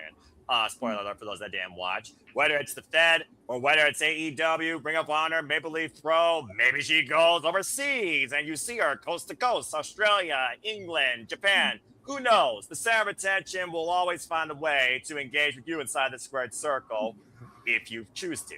But she also will She kick your did mention in the interview where she would like to end up, but in saying that, she said that no door is closed. She will entertain and accept pretty much any major offer. So, but she does have a preference, as most people do, and she did say where that would be. Of course. If you want to know, tune in. And if you don't have time to watch, we are on Spotify. Look up Saturday Shenanigans on Spotify and listen to the interview on your drive. Listen to it in your earpods on your walk, at the gym on your workout. When you're at work and you don't want Boss Man to know that you're listening to wrestling podcasts, you can listen to us without watching it. You can do it for the app on your phone, folks. Thank you for that, JJ. And again, thank you, Brittney Brooks. All the continued best. I look forward to seeing your next match down the line, maybe in a TNA ring or AEW ring, or continuing for FSW, or wherever the winds of change and opportunities take you. And also smart thinking, not just for a wrestler, but for a human being. Life is not dictated by you, but it definitely can be shaped by the opportunities that present themselves and that you choose. So take every chance you can and see which one sticks. And don't sell for anything less than what you think you're worth. Simple as that. And that goes for everybody here in the Simple Studios as well for what you do in and out of this screen. All right. Well, thank you for that, Walter and JJ. All right. Well, let's go ahead and segue into our open mic conversation where we will not only talk about just all things wrestling, but maybe we'll talk about this versus that. First and foremost, I am going to remind you, Ash, of course, I'm crazy, as you know, but my Shinny Pro Wrestling fan. Of course, Dominion, folks, is coming up as the final stop before G1 Climax. We know the IWGP Heavyweight Championship we defended. Kyle Newman of the United Empire will defend against Yota Tsuji in a rematch that he earned in Corrigan Hall. And we've seen how many times during Dominion season and second season where the IWGP Heavyweight Championship has changed hands. Okada. Just saying. So we'll see what happens there. And of course, there's G1 Climax. We also know that there will also be the culmination of the Best Super Juniors Finals, which now will be a rematch of last year's as Yo looks for his very first, taking on last year's winner in Japanese Young Punk, Kosei Fujita. So again, folks, stay tuned as I crazy ass. I will be covering Dominion live as I do at the Superman's brand in conjunction with Bad for Wrestling. So stay tuned for more on that. That will be in Circle Hall. I believe that is a June 14th. So stay tuned for more on that. Good luck to both. I don't even have to ask Ash who she wants to see win because, again, don't be a dickhead. Become a Young Punk. Become powered by his army today as she has the little figure. Come here, your little figurines.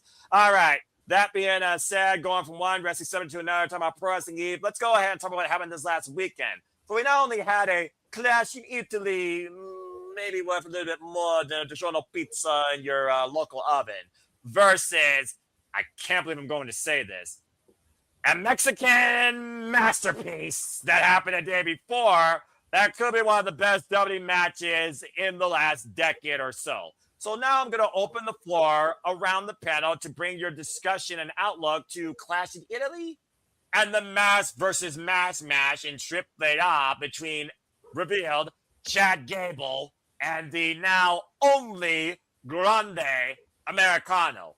Which one did you enjoy better overall? Your takeaways from both, your outlook, and was the mass versus mass everything you expected it to be and more in this world today that lacks in professional wrestling and what a match and story and atmosphere should be?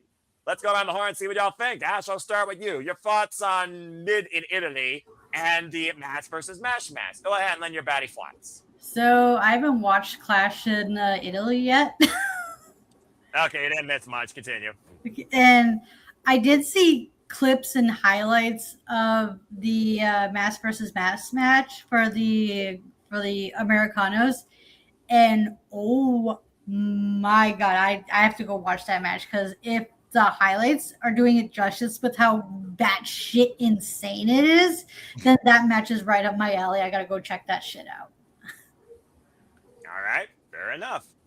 Thank you for that sippy batty take. Again, if you want more batty breakdowns, subscribe today. Batty for wrestling. Don't be a dickhead. All right, Walter. You literally last Shenanigans was watching the match live on YouTube, and of course, folks, you can follow AAA for free on YouTube at the AAA YouTube channel in collaboration with WWE since WWE acquisitioned them. So that's one thing that doesn't cost you one damn peso. That being said, Walter, match versus Mid in Italy, your outlooks on both shows, and how good was match versus all the wrestling you have seen for a duration? I told you guys were making fun of how I was acting in the background. I told you guys I was not exaggerating how good that match was. That fucking match was awesome, and it sucked being the only one that saw it at that time because I wanted to react right then and there. But they even played it after Clash of Italy. Like, after it, they played it for free. Well, not free, but you have to be ESPN subscribed. But yeah, they gave the review on just that one match. And it was awesome, and you can boast now, Noah. You can finally boast, and we can't argue with you over who the hell was under the mask. Upgrade. I fucking told you! It's day fucking one! That I hate sometimes always being fucking right. You finally got vindicated, but yeah, man, it was an awesome match. Part of me said a little bit too much interference, but then again, when I rewatched it, they did just enough. Like you knew it was going to happen. The other Rejo and all that, and the Creed. I'm just going to call them the Creed brothers because they already took the mask off cable. We know who the hell the rest of them are. But yes. Yeah, we knew it was going to happen. But the fact that Chad Gable, the ending is what got to me. That he got up and understood what it meant to be a luchador and have a mask on and get it removed. I feel like Chad turned over a new leaf. And then, not going to spoil it, but if you watch SmackDown, it further proves he now understood. It's almost like he went through this metamorphosis. The mask changed him, and he actually respects it. He went on this journey as a disrespectful thing towards the luchadores and everybody that was wrestling. And I feel like through this, the whole Grande Americano gimmick, he understood it, and he finally got it and respected it. And this shit was just awesome. All the spots that they did, they were all over the arena. I think part of it was the fans too. Holy shit, the way the fans were reacting to every move, and that atmosphere was as electric as CM Punk versus John Cena Money in the Bank, if not more. Because it felt like seriously, the country versus city was a dense one of Grande Americano. The way they booed the shit out of the original and then cheered for the second one, and shout out to the way he just took the culture and how he keeps the gimmick. Like it is awesome. But yeah, that was one of the greatest matches WWE has produced in a long time. Why that can't translate to Raw and SmackDown, I have no idea. I got two answers for you: Pete Dunne and Mark Calloway. Yeah, exactly. And I feel like part of it is WWE is focused more on Raw. I'll get into this because I said this to Aaron. Focus more on Raw because of the Netflix deal than they are on SmackDown, and SmackDown is suffering because of it. But I don't want to go on a whole nother side tangent. I feel like that's part of the ingredients of why they do that. This is happening. But we'll see. And I want to see this new adventure for Chad for what happened on SmackDown. So we'll see. But Clash of Italy 2 was okay. It wasn't the greatest thing, but they had some good matches and good high points. International house show. But nonetheless, I see what you mean. The crowd makes it, man. It's the crowd. The crowd makes a 3 show, maybe an 8. But if you really break it down, it wasn't the best. It was the crowd that makes it. Well, I'm pretty sure me and Papagino talked about this at Major Push Wrestling. The culture of the business. Who are you selling to more for the entertainment value? The home audience or the people that bought the ticket that may have sold their kidneys not being a kidney donor? I feel like, especially with being a first time in Italy, they sold it to the audience. And the audience had a pretty damn good time, I would say. And then they were burned out because Monday Night Raw was not friggin' sold out. Go figure. So, I mean, again, in Bologna, Italy, maybe it was a different story. I don't know. Again, it's just saying. But then again, we already talked about inflated numbers. All right. Well, that being said, thank you, Walter. Okay, JJ, let's go ahead, filibuster, and get your thoughts on this Telemundo Nacho Libre Fusion expedition conclusion that was the story of the Americanos, where one has been the antithesis of going against Mexican culture to another one that became a freaking cultural icon for the practical maybe year or so he's actually been manifested in it. Mask versus mask, first and foremost. Take it away. Talk about it. Give your thoughts. Have you seen anything of it? Are you surprised by the outlook of everybody from it based on what you heard? Would you have done anything different? And as far as epilogue, considering what we know is going to happen later, of course, this year in September, I feel like the writing's on the wall for what Donna Mysterio has as a chastity belt at this point. So go ahead and give your thoughts on the mask versus mask match. Okay. First things first, much like our Canadian friend, I have not seen it. Okay. That said, I was completely shocked and blown away to discover it was Chad Gable under that mask. I had no idea. I would have never guessed it. I never saw it coming. This was just mind-numbing. This was like the reveal that Mr. America was Hulk Hogan. Oh, love it.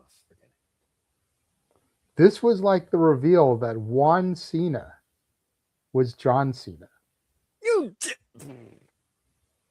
This was like the reveal that the Giant Machine was Andre the Giant. I never in a million years would have guessed that Chad Gable was under that mask. How you even build a mask the size of Andre's head?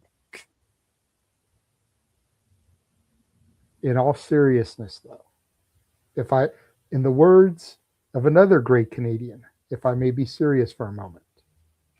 Please.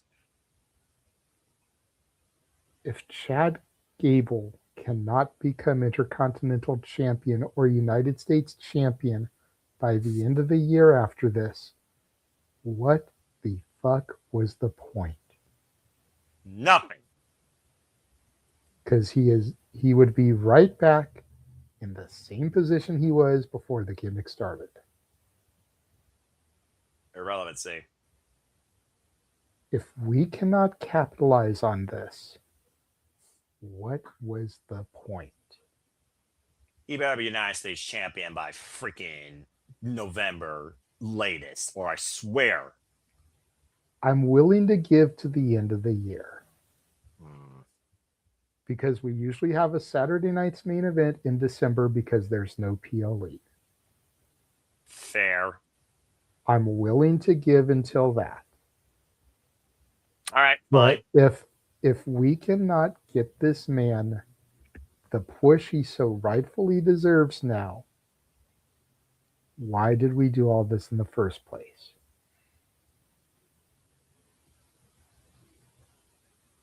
That is my biggest question coming in and out of this.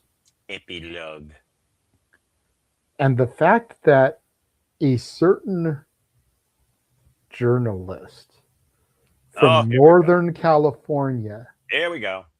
rated this as the greatest WWE match in history, the only over 5-star match. Are you fucking kidding me? 5 3/4 stars. What the fuck? What? He hasn't ran anything WWE since NXT. My NXT. That's the last time I heard Dave Meltzer name and WWE in the same fucking sentence. And ironically enough, it was Walter and Ilya Dragunov. What? So, different strokes for different folks. Everybody likes different things. We always talk about how professional wrestling is a buffet. Yeah. Okay. Vegas was a prime example of that. You both would know that.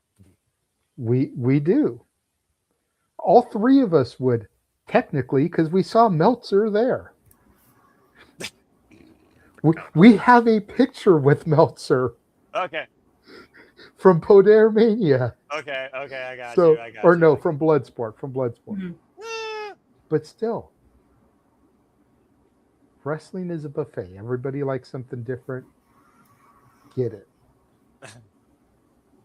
But for this to be ranked as the highest WWE produced match in WWE history is mind-numbing to me.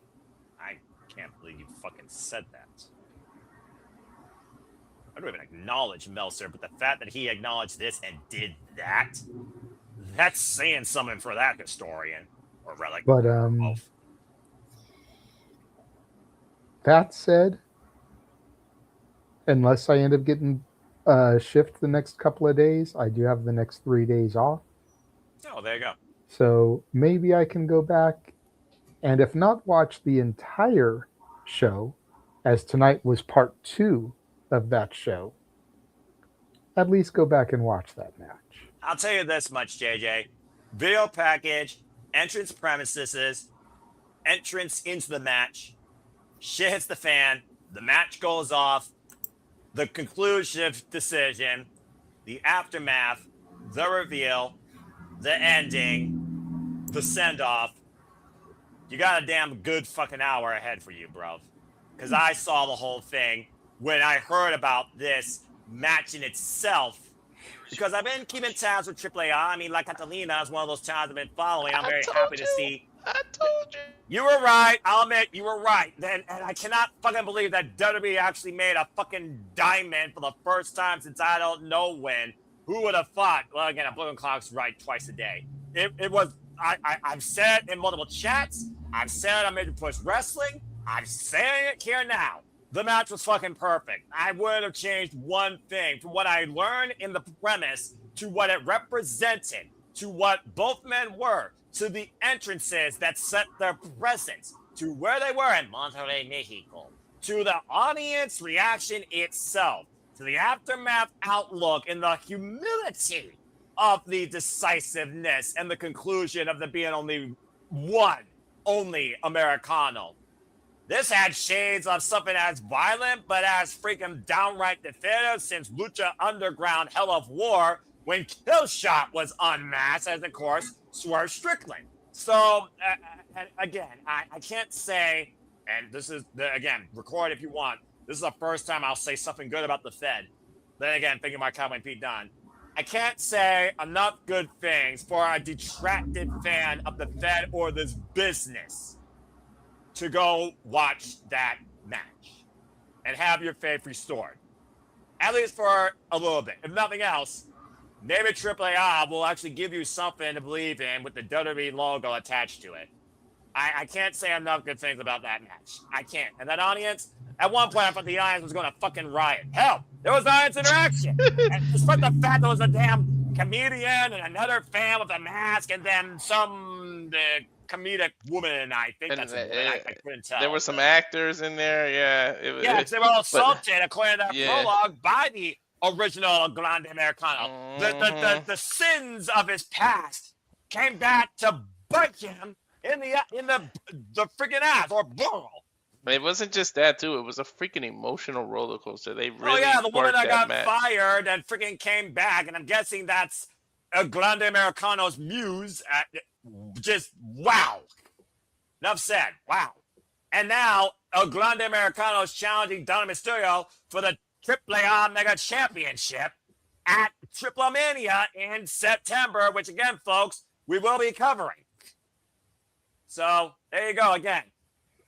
If I could say that's professional wrestling damn in Espanol, I would. That literally earned my respect. It was amazing. Yes, JJ. Did they say which night that match is happening? No. Okay. Because there is conversation that some of the people in the SRS may go for the Vegas portion of Triple Mania. Oh, right, 'cause it's in the pyramid. It's in the Luxor.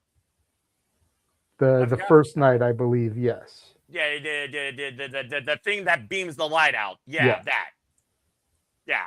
I don't think they've given a date for it yet, according to my notes, as far as definitively when that match is going to happen. If someone knows an actual date for that, you are now free to actually speak from a reliable source if you know officially when that's going to be. But again, folks, And we will notice make- the date of that first night. yeah, it's Friday.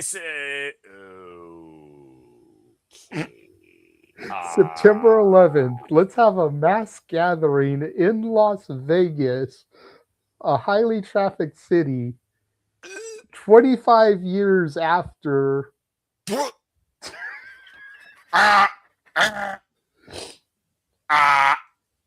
Don't bring ice.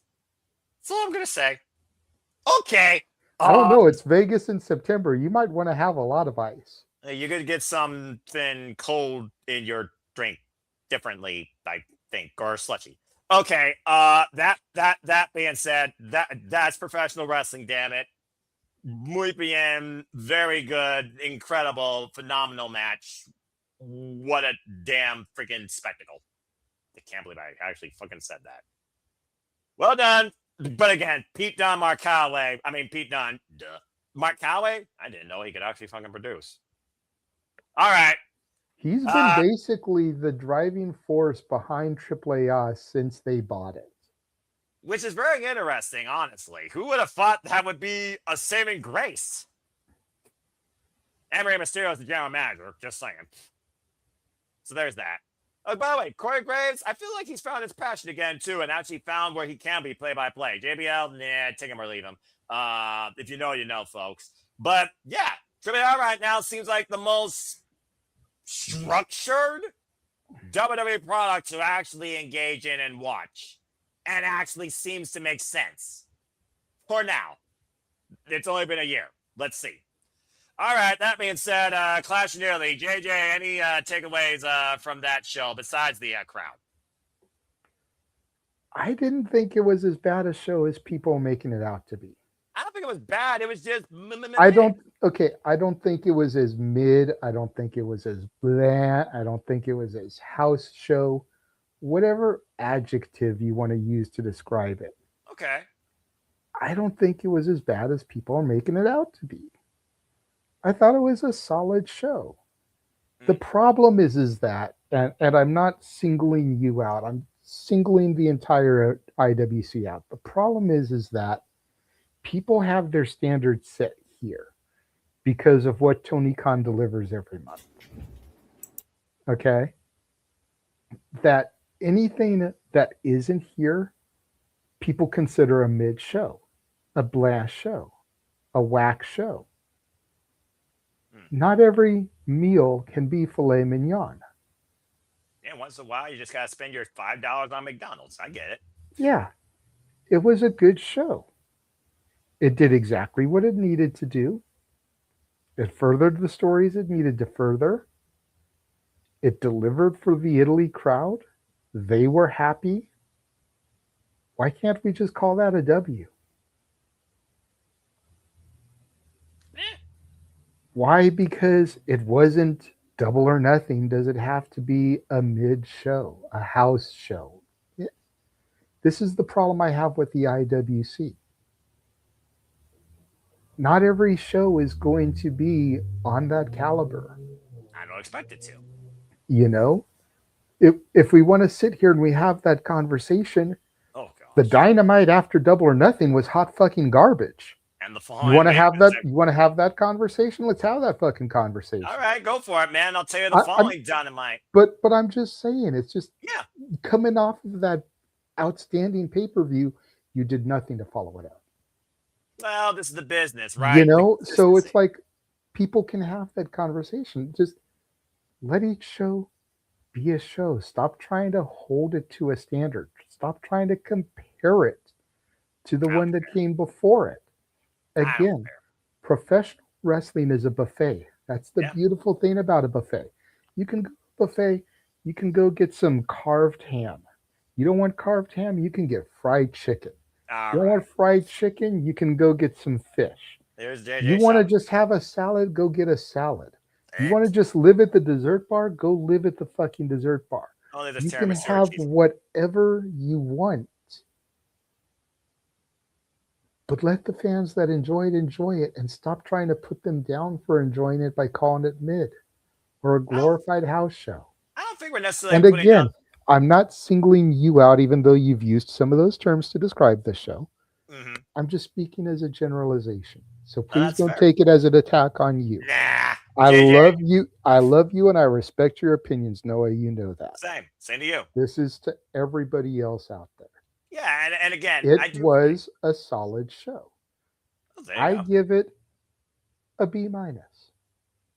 Well, You know, I don't that's better than average.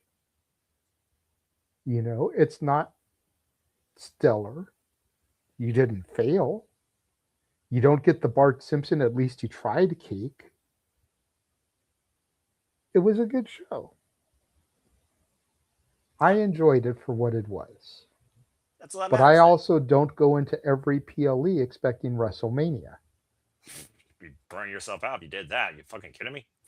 Night 2, because night 1 was hot garbage. Well, yeah, I don't It was think a we're tale all. of 2 WrestleManias. Yeah, we can all unanimously agree about that hot shit. You know, but again, my dad always raised me, and I don't know if any of your parents raised you the same way. Go in expecting the worst. Then if you get better, you're not disappointed. But if you go in expecting top tier Jasmine Allure type shit, and you don't get that delivered, now you're mad. Now you're disappointed. You know, think of the worst wrestling show you've ever seen and go in expecting that. And if you get better than that, you got a good show.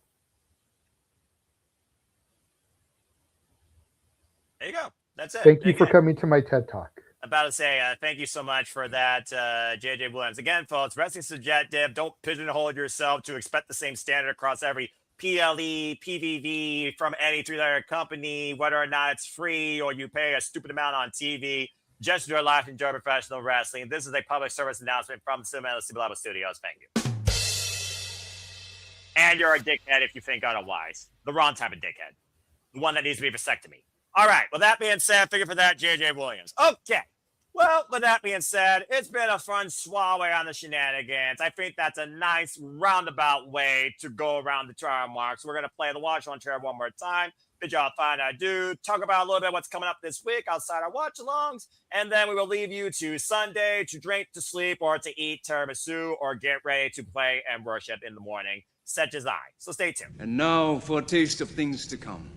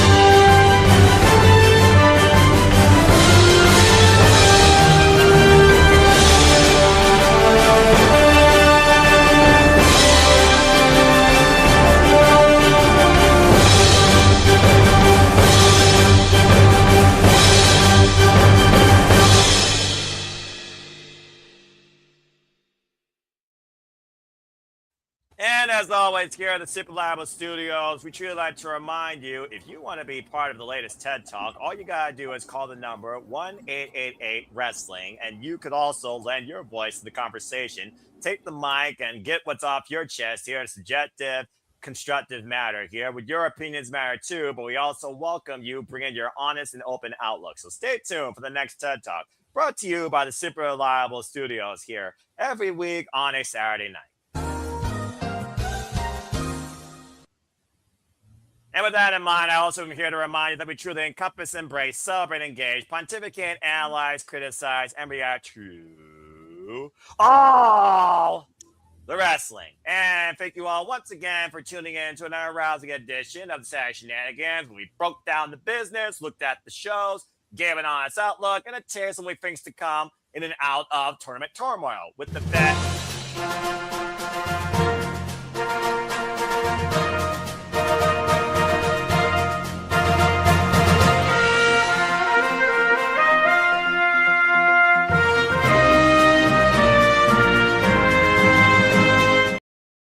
Okay, first off, someone made that way too long, but apparently I'm receiving breaking news from the SRS feed. So let's go ahead and see what the F's going on here. Whoever did that, speak.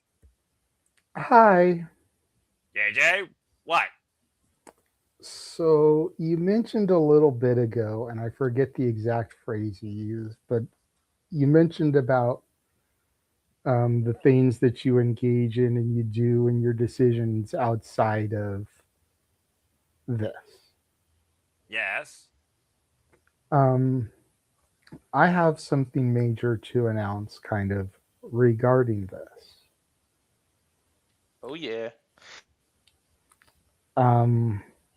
Beginning on the weekend of June 27th, which that'll be Noah's personal Hell Week, as we have Night of Champions, Forbidden Door, Slammiversary, and Great American Bash all over the course of 2 days. Bloody freaking hell. Simply Predicting's beginning that Tuesday, leading into all that. Yes. But beginning with the Night of Champions on June 27th, there will be a new destination output for the Simply Reliable Studios. Huh? We will now be streaming on, and the name of the channel is still being rebranded, hasn't been officially decided yet. But it's basically going to be streamed on, in addition to Rage of Wrestling, Batty for Wrestling, and Foster 1916, Casa D18 Studios, the No DQ Galaxy YouTube channel. What? Boss, thank you. Bossman Aaron Rift is rebranding his personal YouTube channel, and we are going to be one of the brands that is going to begin going across that channel. Wow. Well, all right then. Well, network We will be hold your horses. Continue. We will be contributing WWE, AEW, and TNA watch-alongs. We will also begin contributing Simply Predictings for those brands, for WWE, AEW, and TNA. Damn, now people know my strategies. We will also be contributing our interviews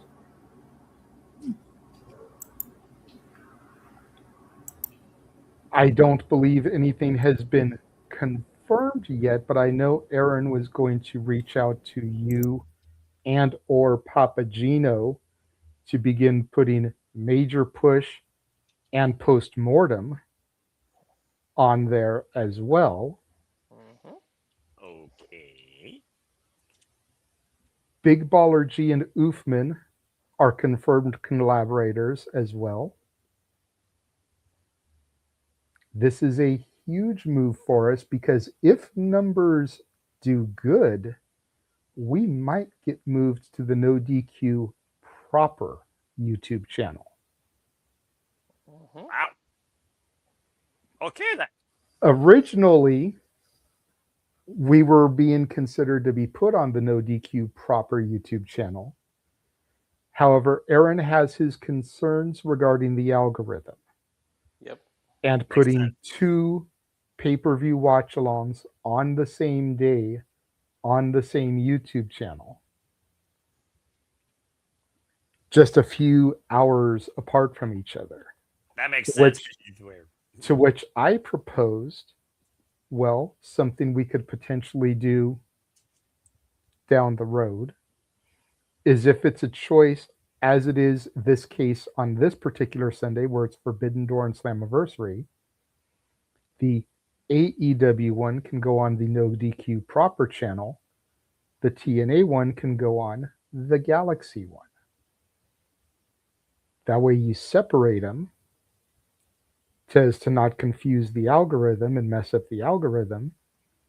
The No DQ proper one gets the bigger company, AEW. The former personal channel would get the smaller company, TNA. Undetermined as of yet if NXT and Ring of Honor are going to be a part of this. We can discuss that going forward. NXT right now, we're doing delayed watch-alongs on anyways because none of us get CW live. So that kind of kills that. Ring of Honor only does like 3 or 4 pay-per-views a year. So we don't even have to worry about that until Death Before Dishonor. That would be correct. Which is usually August or September. Usually. So we got some time for numbers to come out, see how things do before we even have to worry about that.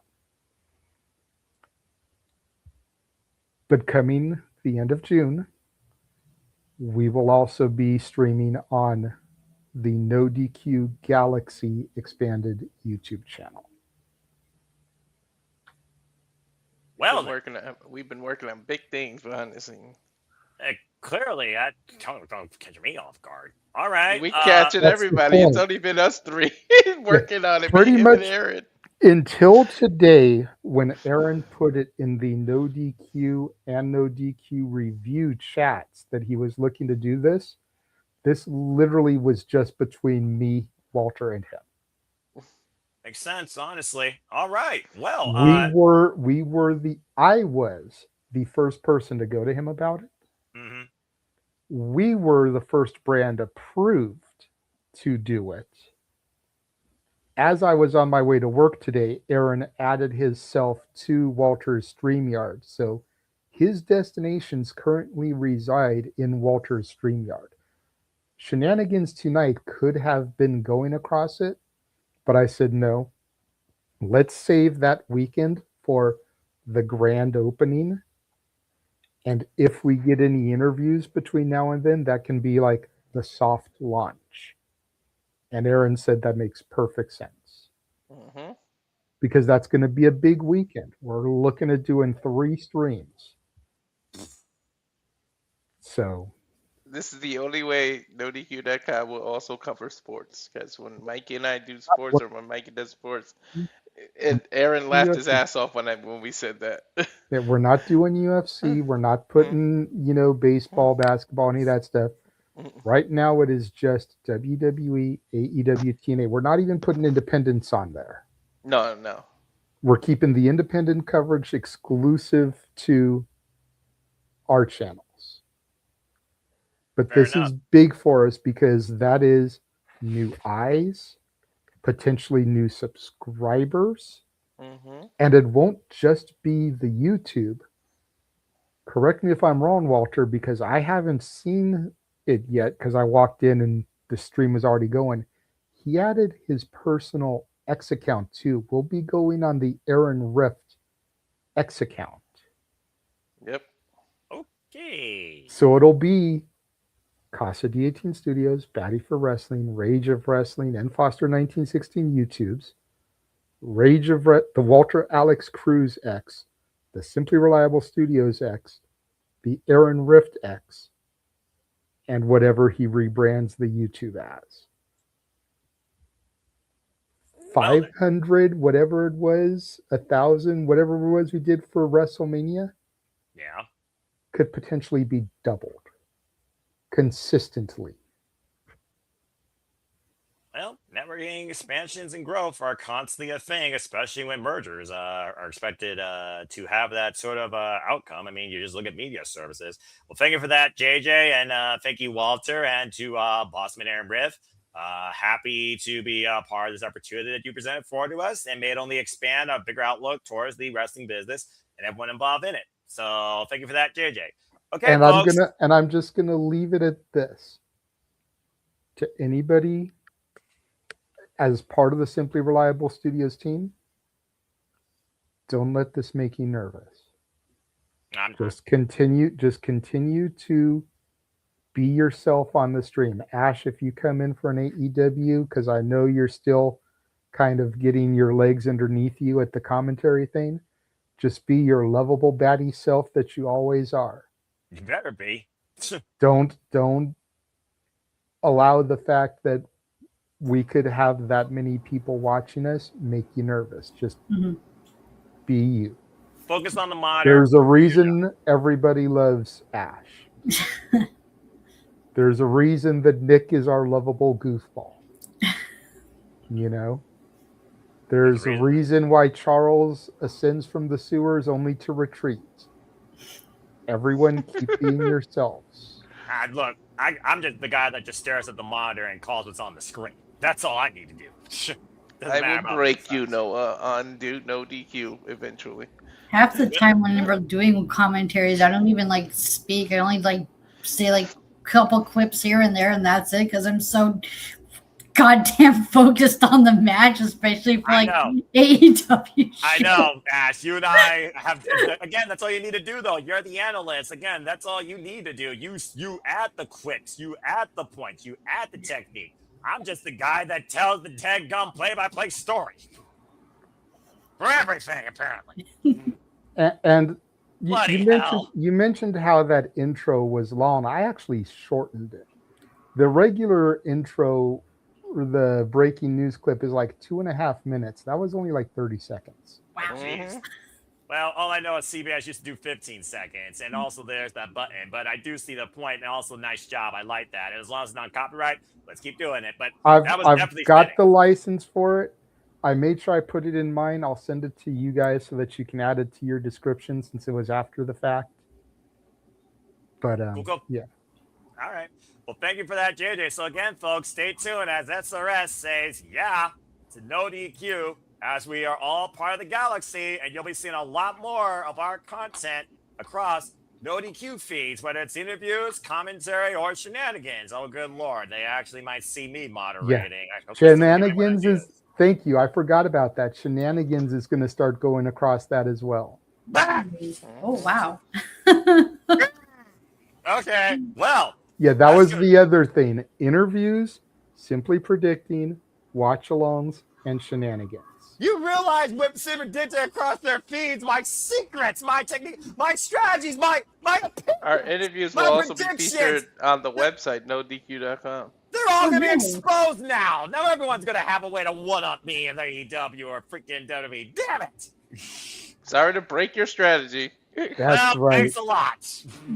Just like Ivan Drago, I will break you. Yeah, well, we'll see what happens, and we'll see who reigns for the end of the year, and we'll see who's acknowledged. But I do want to take a second before we get the shows to do one more thing real quick, and I did share this in the group chat, but I want to go ahead and broadcast this to the people watching and to people that don't click and scroll.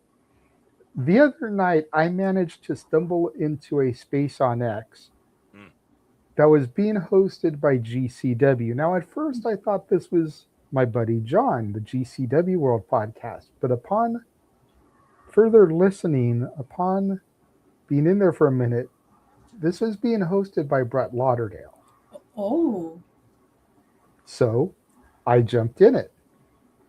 I listened, and he was basically picking fans' brains head about Tournament of Survival, which was today. Go back to the archives. Check out Walter's solo coverage of that.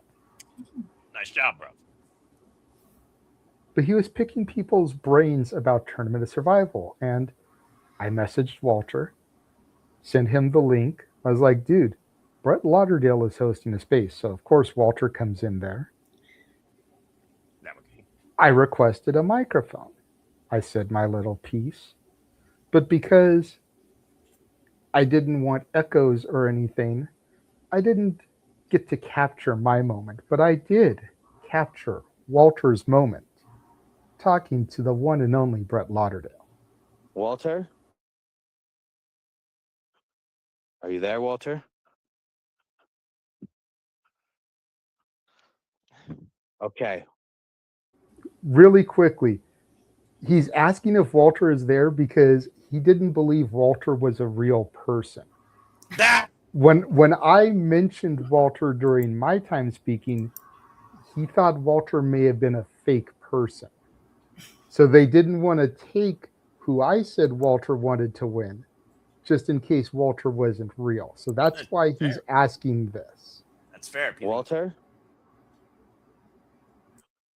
Are you there, Walter? Okay, Walter is real. Walter, first of all, who are you picking? Is it true what your friend said? Who are you picking? Yes, I'm picking Vipers, who I feel like was the MVP in Vegas, who was like on every show, and like I've been like day one fan of her, and I just feel like she's gonna be an ultraviolet Chola champion eventually. I echo the same thing as Simply Reliable Studio. I'm part of Simply Reliable Studio, so that was JJ that was representing us, but I feel like she is gonna get the best of Tremont eventually. Wow.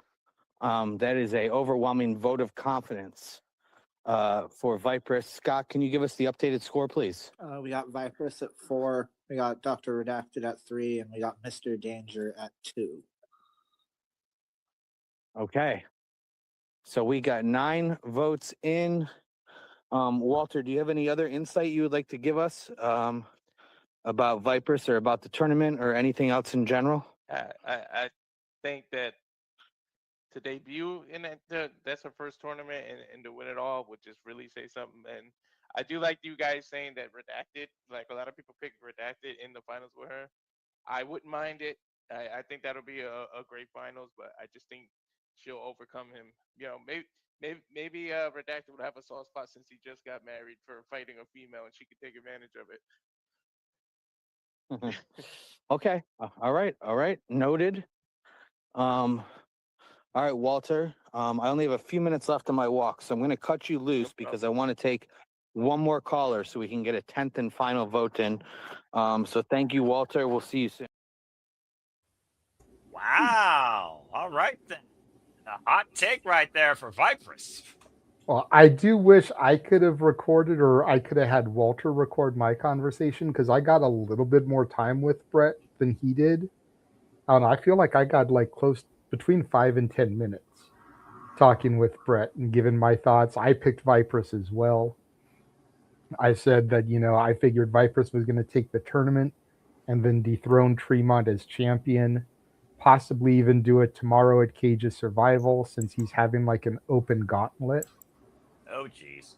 And just my whole point is, and the point I made to Brett was the fact that I've watched over the past year from her going to being local competitor that competed when they came to California, Arizona, New Mexico, to being talent that they take with them on trips. She was in Milan, Germany. Milan, Italy, excuse me. She was in France. She's going to Jersey this weekend. She's going on all of the big trips because Brett obviously sees something in her. So that was kind of my logic in that. And then he asked me if I had any other questions or comments. And I asked him about Busta and the Brain. It was like, with them being all elite earlier this year, like how much longer do you think that you have them as potential tag team champions, as people that you can keep around for a while? and he went in depth and gave a solid answer on that. But like I said, I wish I could have had that part recorded as well. But me and Walter got to interact with and pick the brain a little bit of Brett Lauderdale. That's pretty cool. And again, to everyone involved in the survival tournament, good luck to everybody. But I think Viperous is definitely a fair shout. Well, the tournament already happened. Walter knows the winner. Walter, why don't you go ahead and tell everybody who won? If you did not watch the tournament, spoiler incoming in 5, 4, 3, 2, 1. Walter. Pretty much no one was correct in terms of the finals because the finals was Masashi Takeda versus Mr. Danger, of all people. He survived. And Takeda is your 2026 Tournament Survival champion. See, a lot of people were picking Takeda to make it to the finals, but they figured with him being the older established vet going into the Deathmatch Hall of Fame this year, he would probably put over whatever young gun made it to the finals against him. But maybe because he's going into that Hall of Fame, that's why they gave him the tournament, since he's never won it before. Yeah, and if you can't watch the whole thing and you got about 15 minutes, go watch Nino Extremo versus Sickle. That fucking match was the match of the night. These guys were doing shit. What I like about the pay-per-view is they had a unique set. It got a little annoying in between each match. They had like a 10-minute timer because they had to set up, but each match had a different, unique ring, like something different around the ring. The weapons were different. They kind of like changed it each time. There was a scaffold involved in them. They literally both were on a scaffold, bleeding half to death, when this fucker hits a Spanish fly on Sickle through a glass panel that was set up in between two chairs and a door that had barbed wire around it. The sickest spot, pun intended, because his name is Sickle, but holy shit, these two. Like, I gained a whole new respect for Nino Extremo. Like, that match was match of the night. No, bar none. That shit was ridiculous. I do have a question because I don't know when I'll be able to get a chance to go back and watch it. And since you did watch it, I apologize to Noah. I know he wanted to get out of here, but we kind of sidebar, and then we'll get to the shows, I promise. I just want to ask this one question. Go for it.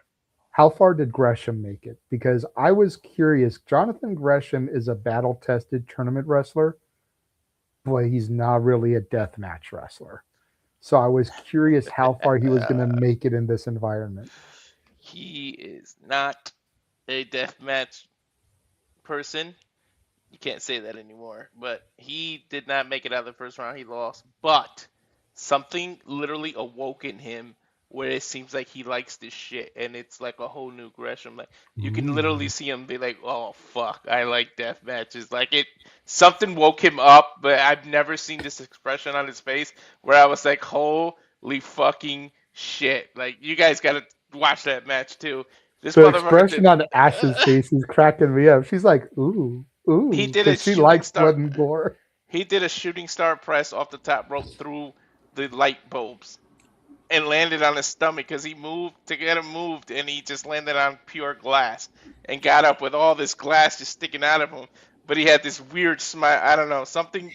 They woke something up in Gresham, and I'm afraid now. Yo, that sounds gnarly as fuck, man. That's metal as fuck, yo. The dude is so you can tell that this isn't his kind of match. The fucker didn't even wear knee pads. I'm like, what are you doing? You're in a death match with no knee pads. Okay. Well then. Okay, so we got a new masochist on the horizon. Great.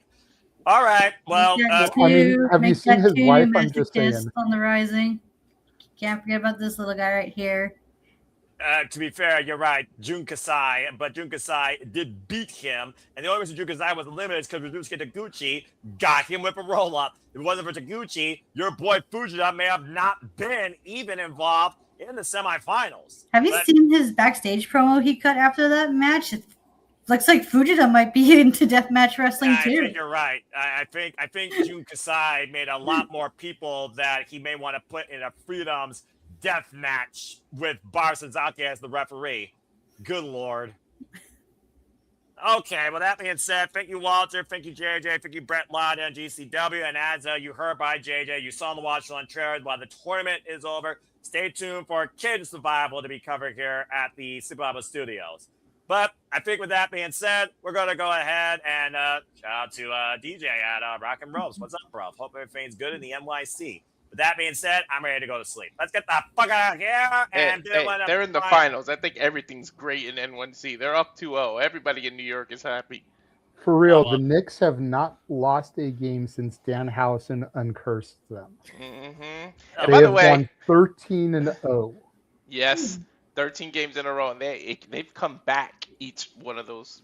They were down where you think they were going to lose. And by the way, the main event, I had to go back to because the main event was nuts, right?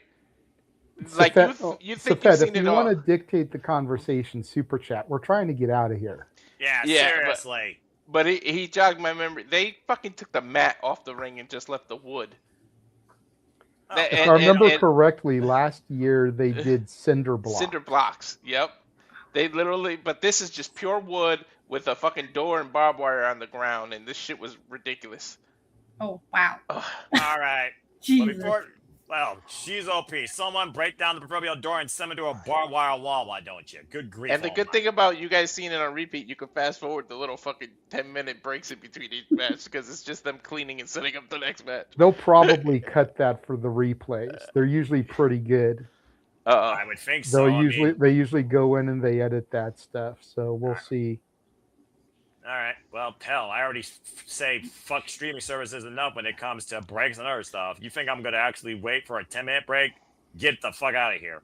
All right. Daily Motion is your friend. Daily Motion is your friend.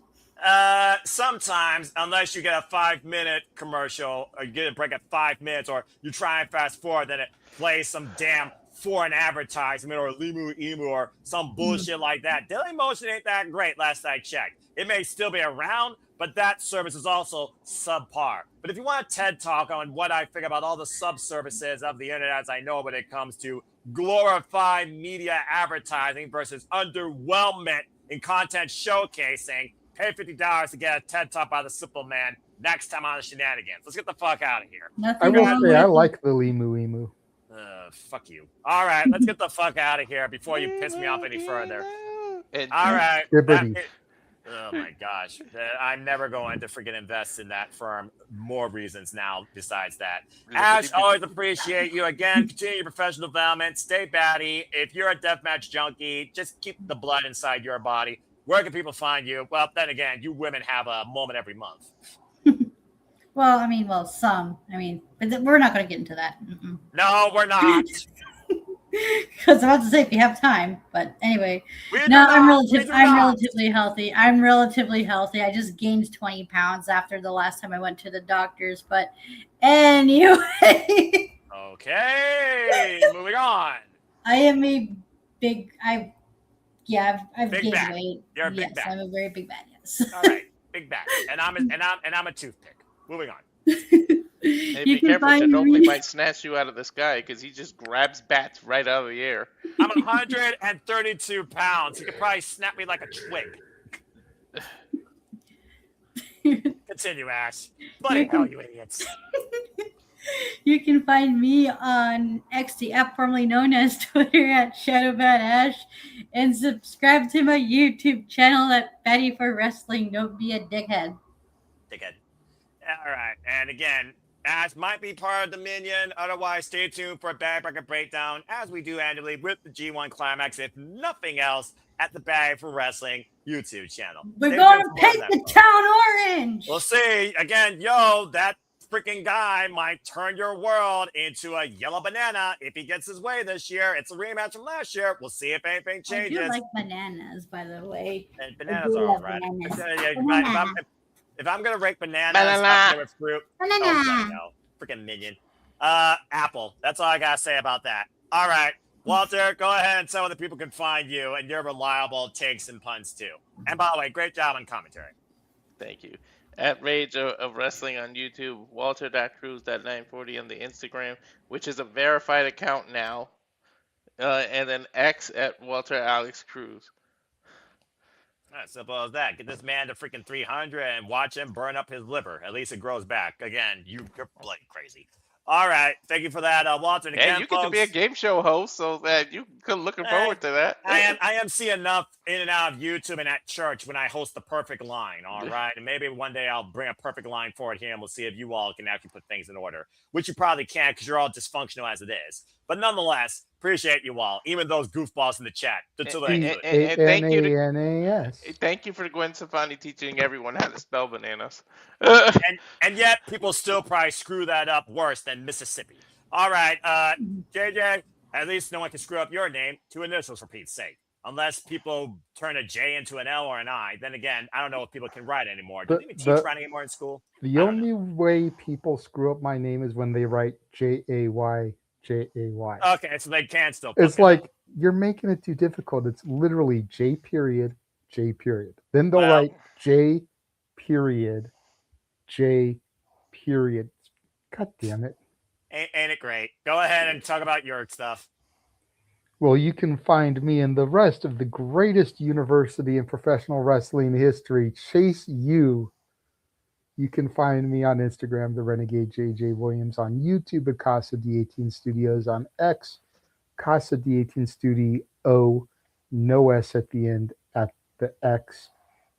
You can also find me primarily as the one posting on SR Studios 2024, announcing all of our interviews, posting all of our major stuff, and we do have an interview coming up. So there will be a soft opening, if you will, for the major networking collaboration that I did mention. Yeah, collaboration. That's the word. As we will be welcoming the former Big Body Javi, now going by Core Kid Javi, formerly of My NXT. Damn it. That'll be on Monday, June 15th, a rare Monday interview. But again, we work around the talent schedule. So you have to. Or you I believe he asked for Monday because his girlfriend is the NXT Women's Champion. So he may have to, be at the PC with her. He is with Miss Tatum Paxley. So, wait, no, Lola's the champion now, right? Where's Tatum? Mamacita is the champion. That's right. Tatum has something, doesn't she? She has the NXT Women's North American Champion. North American, okay. I knew she had a title. My apologies as to which one, but still. It's okay. She's a champion, damn it. She's defending it this Tuesday, too, and it's... Whew. Against who? That's right, Emmanuel. Chase you forever. Is it Jaden Parker? No. Who the hell is he defending it against? Who knows? They got too many random creative superstars in NXT that I know 2 shits about. All right. Well, thank you for and while we're at it, giving plugs, since he is in the chat, let's go ahead and put Emmanuel over. All right. Find him on Instagram at EDM7324. His sister, Arlene Dominguez. Yeah. On Instagram at Arlene Dominguez. On X, ADM73244. Also in the chat, Datilla. Find her at Rangers of Wrestling on YouTube, Instagram, and Twitch. Datilla _ on X. You can also find her other, more recent venture. There it goes. Why'd you take it off? There you go. I was trying to hit it at the same time. Pop Culture Powerbomb, PC Powerbomb on X. Follow her there. Get her followers up. I don't want to hear it about the X. The little bird is the word. That was not. I even sent you a thing today on Instagram proving the bird was the word. No. You're just gonna trigger the Superman again. The bird is dead. There's a reason why Elon Musk made it an X. You can deal with it all you want, and there's a reason why WWE still calls Cody Rhodes the undisputed WWE Championship. where your logic in one world makes sense, and the other world, they don't give a shit. All right, well, thank you for that, JJ. I always give a shit about your opinion. I And always give a shit about even though it's already happened, I am curious to see video footage today from the Pro Wrestling Symphony event, as we were the sponsors of the Taekwondo demonstration by Dragon Kai. So I'm waiting to see that get posted. Hear the big announcement of us being the sponsor so that we can add that to our intro as well. Oh, nice. Thank you so much for Pro Wrestling Symphony, by the way. Again, folks, check them out as always. Yes. Shout out to Connor, Pat, and Rory. And you can also check out that interview in the Survival Studios archives and also on Spotify, if not on our respective YouTubes at Casting Studios and Rage of Wrestling, particularly. Thank you, JJ, and thank you, Walter, and thank you, Ash, and to in the chat, and thank you to all of you as I continue to endure and moderate the madness that we all conglomerate on more of the time at my expense, if not my own mental strain, which is a very long leash, but sometimes I'm ready to pull it in, such as now. But if you want to try and follow me or engage with me, good luck if you choose. Well, now I guess everyone will be able to soon enough with this collaboration. Damn it. But find me if you choose in Foster 1916 for all things wrestling on the X, because I actually understand concurrency, and on YouTube, despite the Fed not knowing that. For I am nothing more but a simple man and a lifelong fan of professional wrestling, damn it! Again, this week, you heard we got an interview, and of course, this Wednesday, I'll be back covering AEW, whether I Joey Styles it or have somebody else in the call. And as I said, of course, I missed on the Collision coverage, but I'm not going to leave y'all high and dry on that tournament match that was the main event. I'll be covering that prior to the coverage, so I'll probably go online 7:15 p.m. Eastern Standard Time Wednesday night to cover that, short admission, and then bring it all into Dynamite. And then, of course, as you all know, this week, it's simple. But as the gentleman in the bottom right-hand corner pointed out, Brady Bunch style, the following week, God help my mentality, because you're getting a quadruple dose of simply predicting, Lord help me. Times right now in white are pretty much official. Times in yellow are tentative based on whether or not there's a 3-hour Dynamite Collision by Mammoth on the con, and also how SmackDown airs on Friday night. But yes, folks, your eyes do not deceive you. There will be snippet dating. There will be prediction forums for all 4 of these leagues. There will be a predictions league breakdown for the Fed and AEW. And there also will be coverage some way, somehow, for all 4 of these shows on that weekend. As far as I know, at least 3 of them will probably be me on commentary. So stay tuned for what truly is the craziest week of the summer, sizzling my brain and voice to oblivion as the wrestling business tries to kill me in a single weekend. And that's all I gotta say for now, as I like to remind you all and bid you all with this little bit of wisdom, where I remind you there are no winners, no losers, no betters. Just fans with opinions with this passionately all serious. At the end of the day, support one another, respect each other, protect your mentality too. Treasure your family, just your life, and enjoy professional wrestling. It's truly as simple as that. But with that being said, thank you so much for tuning in. Please subscribe, comment, and tell a friend. Hit the bell for the field, live on demand, and the YouTube channels in the Survival Studios. Follow us on the X today. Follow Datilla's new adventure on the X today. Follow all of us if you choose on the X today. Because I show you the madness, the shenanigans, the creativity, the passion, the persistence of my mentality. Somehow, some way, is not going to let up anytime soon. But for now, in Ken Omega fashion, as we reach the conclusion, I bid you all now a fine adieu. For the East Coast, it is Sunday. For the West Coast, it soon shall be. So on behalf of everyone here on the panel, Datilla and Emmanuel and others that engage in the chat, and for those of you that shadow stalk or simply tune in to witness the madness that continue to make it possible, I thank you all once again as I bid you all a fine farewell. And in closing, make a pause and pat in life. And have a good night. And thank you all for tuning in once again to another rousing edition of the Saturday Shenanigans. Have a good night, folks. And we will see you next time here at the Simply Reliable Studios. Take care. And always believe in Joe Hendry.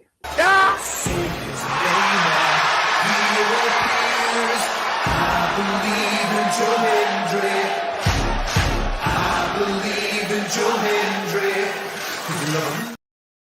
Hendry! We even got the something in before you were here, JJ. That didn't even mean to do it. Those freaking people.